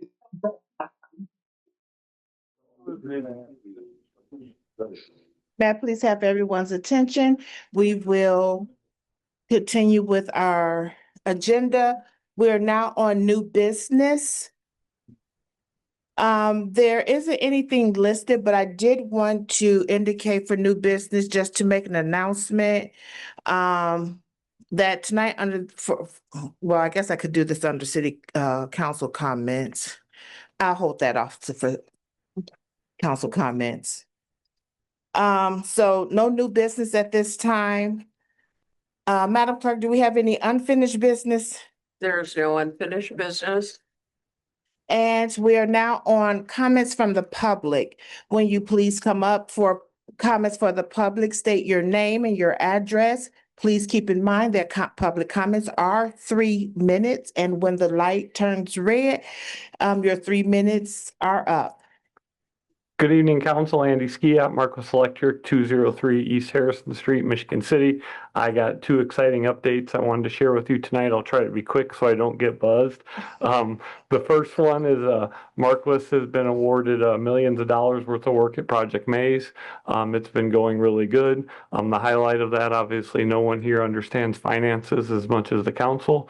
So the benefit of that is for us is they told us the work that was available. We sent our rates for that work and we were awarded that work at those rates. No concessions were asked of us. So that's important because obviously you could go do a bunch of work and be unsuccessful financially at that work. And that's kind of, you're spinning your wheels, or you could go do some work and be financially successful at that work, which enables the business to grow, which enables the business to buy new equipment for the guys, for future business that we currently can't do because we don't have the equipment to do that. So it allows the business and grow and develop and to succeed. So that would be local business growth, which we are experiencing. I would like to thank you for that. And the most exciting thing, which is even more exciting than that, is individual growth. So we are currently have engagement from the Indiana plan. These are young adults from Michigan City. We have minority by skin color. We have minority by gender in the construction world. They are out there actively involved. Some of them are great, off the charts, and I think that they'll be phenomenal. Some of them need a little motivation, but they're young adults, and I was there in life also, and we'll continue to work with them and try to get them to grow. Though, you know, some people it's just not for them. It's cold, it's wet. Some people thrive in that environment and they love it, and I'm sure they'll choose that as a career and succeed. So the current union wage package is north of $90 an hour with the wage on the check, the pension, and the annuity and the benefits. Obviously, some of that employees get weekly on their paycheck. The rest of that they'll see when they retire in pension annuity. But either way, that is real money that they're receiving either today or down the road, which would put that resident at north of $180,000 if they work 2,000 hours a week with no investment in college, no time in college. That's all on the job training and all on the job money. So some of these local Michigan City young adults will choose this for a career path based on this, and that will change their course in life and benefit not only them but their family.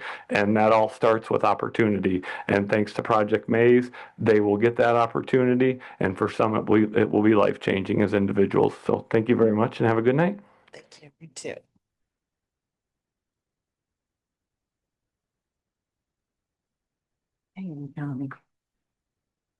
Hi, Willa Faye Moore, 515 Grace Street, Michigan City, Indiana. I just have an announcement to make that the Well, first, I would like to thank the fire department too for the smoke detectors, because they were at Eastport at McDonald's on Saturday doing the trunk or treat for the Eastport neighborhood, and they gave out additional fire detectors, smoke detectors.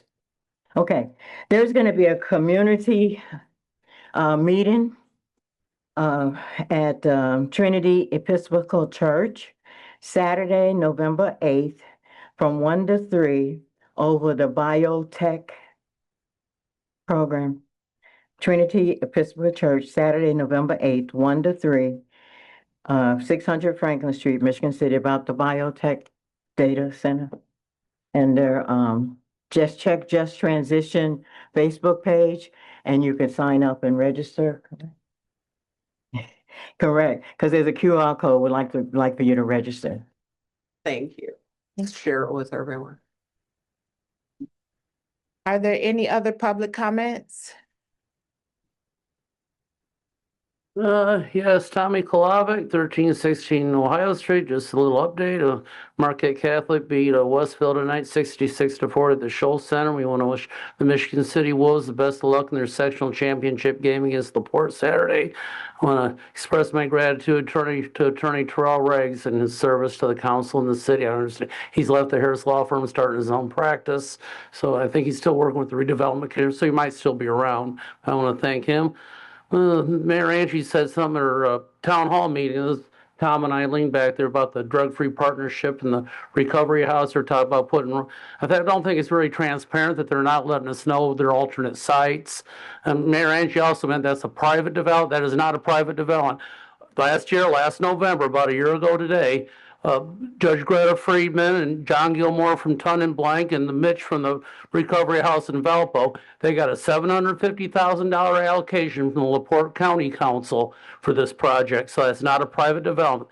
And I believe they're going to come back. They got from the county opioid settlement and $400,000 and $350,000 from the seeded money. So that's not a private development. I think they're going to come back and ask for $250,000 for the city opioid funds, and they're going to come back and ask for tens of thousands of dollars in permit fee waivers like all the other nonprofits are doing. So, Mayor Angie, that is a public project, almost $1 million of the public money that's going into that.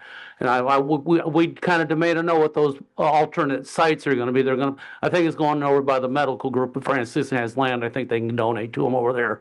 But other than that, I want to say thank you and just continue the good work. Thank you. Thank you. Are there any other public comment? Shelley Yankee, 904 Willow Springs Drive. I'm here tonight to offer the City Council a gentle reminder, and I'm going to quote your page, your city page. The purpose of City Council is to provide citizens with a voice and representation on city administration. The City Council serves as a legislative branch of city government and handles fiscal responsibilities of the city. It saddens me to be here tonight to hear you guys possibly discuss smoking within 20 feet of a building when half of Michigan City is contaminated from the data center and the city refuses to acknowledge it. Today, there was another violation with item. So how does the city plan on going forward with all these violations against the data center and not stepping in and taking control of it? Thank you. Thank you.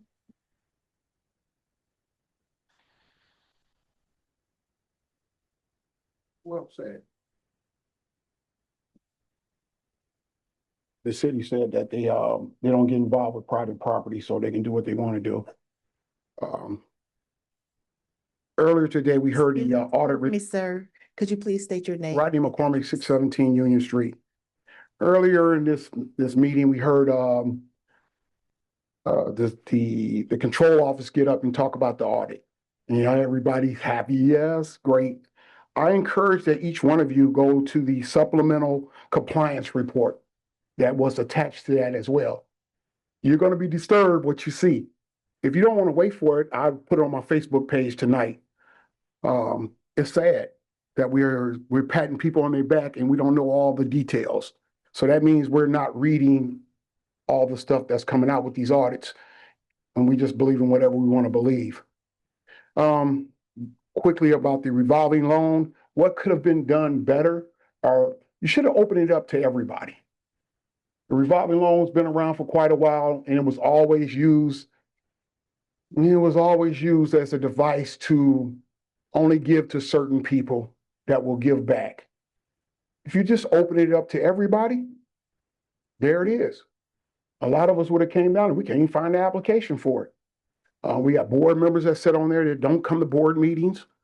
They don't have, we look for minutes. We couldn't find minutes. It's just like a nightmare. But Ms. Mullen, I want to thank you for bringing that up, what you said. I wish they would have just tabled this and also dissolved it and turned it into something else. But people want to do what they want to do. Some of this money is going to end up being used to help people get reelected. This is what's been going on. All the buckets that the mayor keeps talking about, a lot of the buckets are empty now. The ARP funds are just about depleted, and now we got to create new funds so we can help people get $25,000 for nothing. Appreciate the opportunity to speak. Thank you. Thank you.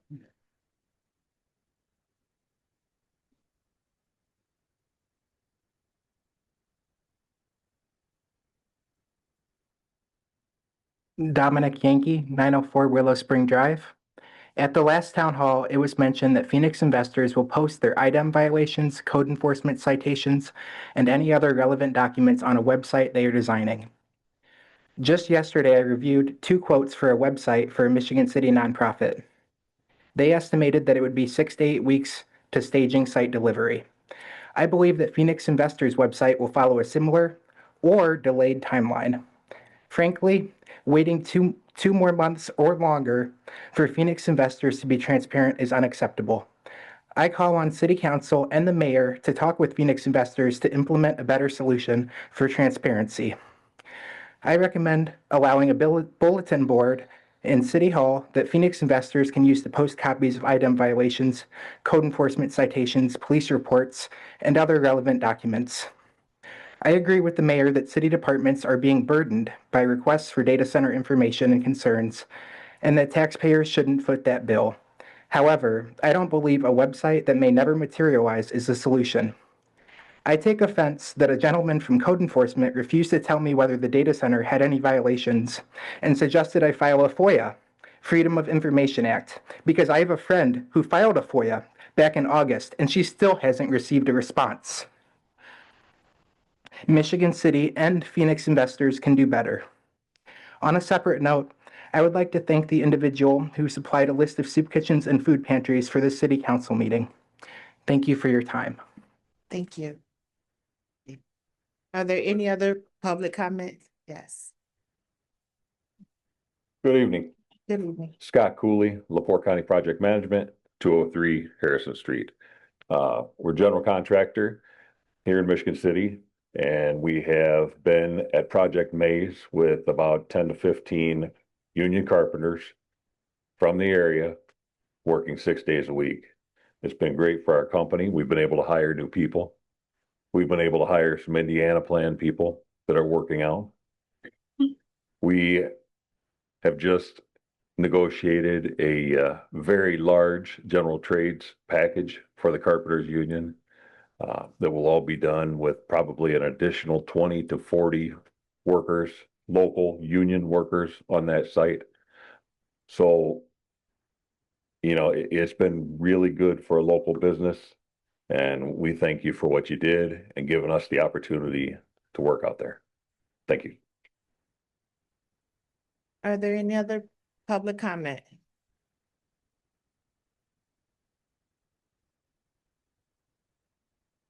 Hi, I'm John Carrington, 140 Esther Street. I just wanted to, I was going to make a comment earlier, but I just wanted to say that words matter, and I know everybody up here is non-professionals and stuff, and so we want to believe what, you know, what people tell us, especially like, you know, an armada of lawyers and stuff like tonight. And way back during the data center discussion, just as a regular citizen, I just said I'd get up because I disagreed with something the Phoenix people were saying when they said, oh, it'll be 50 to 60 decibels like a residential dishwasher. And 50 to 60 is not like 50 to 60 miles per hour. It's like 50 to 50,000 miles per hour. It's 10 times the previous number. And I don't, everybody just, oh, 50, 60, oh, 55, 60. And so I just kind of made that distinction. And then at another meeting, I got up when there was a proposal up here and I said, gee, this transfer here, it looks like there's a typo here. And that was when Nancy said that she was really, you know, a proofreader and stuff and, you know, blah, blah, blah, meeting to meeting. It's now called a scrivener's error. And it doesn't fit the definition of scrivener's error for me. I think, you know, Google's not broken. It's really easy to get on Google and say, what is and is not a scrivener's error, and let Google tell you, or ChatGPT, or any other myriad technology that data centers are making possible for us. And you'll be surprised at the answers you find. Regarding the Economic Development Corporation, I can see a lot of good that Clarence and the EDC have done for Michigan City, just as somebody that lives here.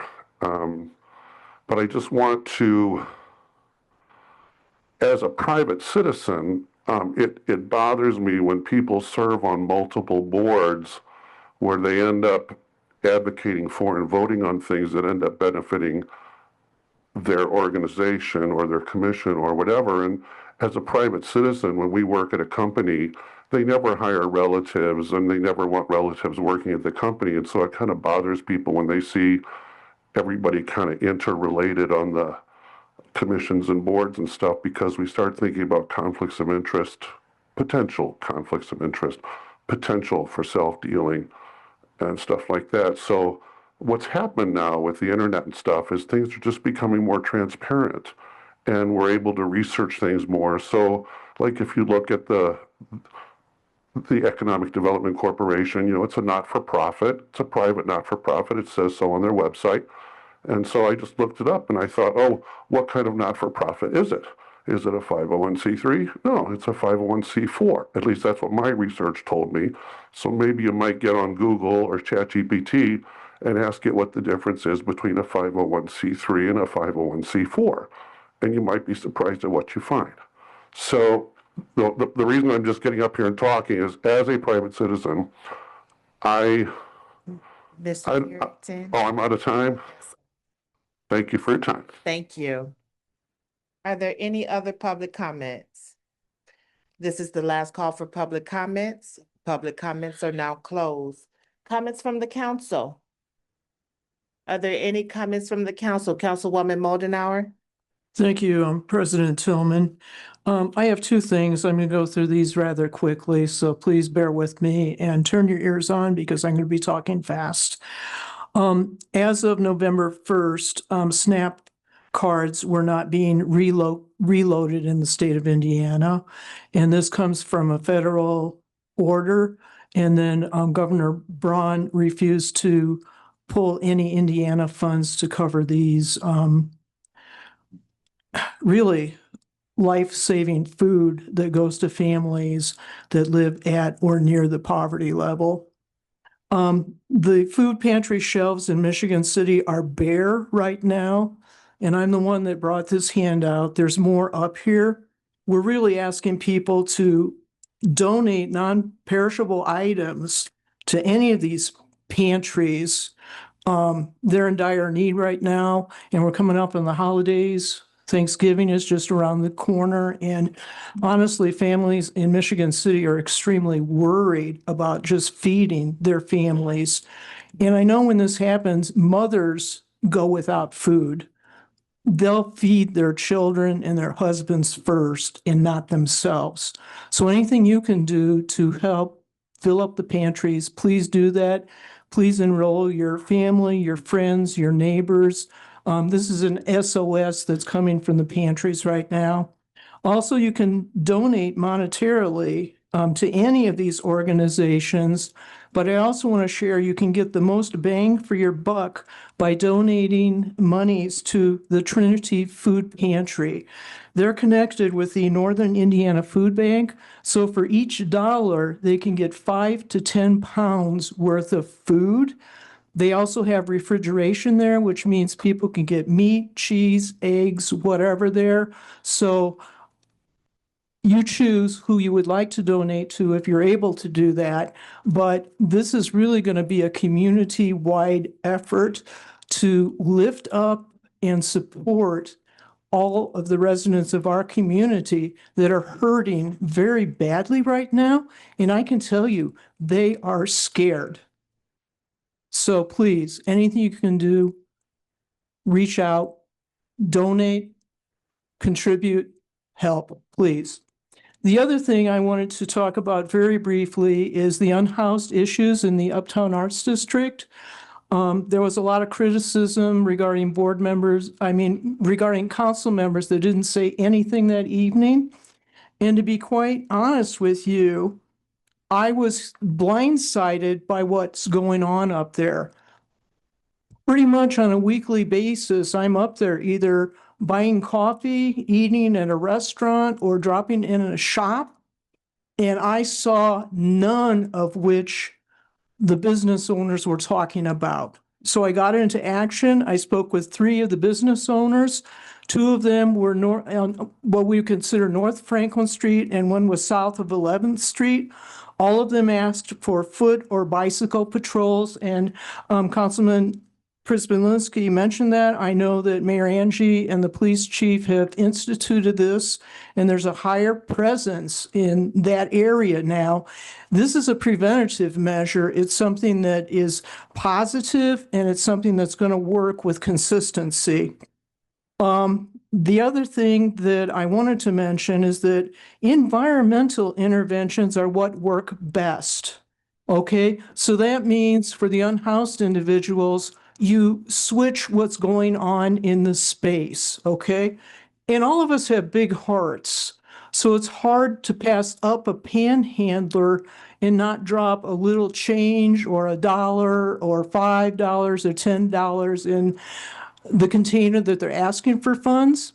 But you do that irregularly, and they have motivation to stay there and to keep panhandling.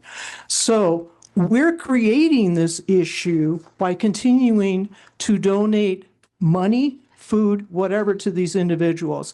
The other thing that was very surprising to me is business owners that were complaining about people sleeping in their doorways or behind their businesses or whatever. Also, out of the goodness of their heart, they were putting blankets out for these people to keep warm in the evenings. So that's a mixed message. You're telling us you don't want the people there, but you're doing things to keep the people there. So just think carefully about what you're doing. And thank you very much for this time. Please get one of these as you leave, and help out a neighbor that may need some assistance right now, and make a donation if you can. Thank you. Councilman Dabney. Yeah, and just want to kind of piggyback off of what Councilman Molnar said in regards to the businesses that came down and talked about some of the issues that they're having. And I ran into a few of them. I've been to a couple of coffee connections and things of that sort, and had a chance to talk to some of them. And I asked, did they have Ring doorbell cameras? I think we need to have Ring cameras up and down Franklin Street in the back of the business, because if somebody defecates in front of your store, you have it on camera. That's a crime, right? And I wondered, are they doing these types of things? I understand we do have increased police patrol down there. They actually told me that.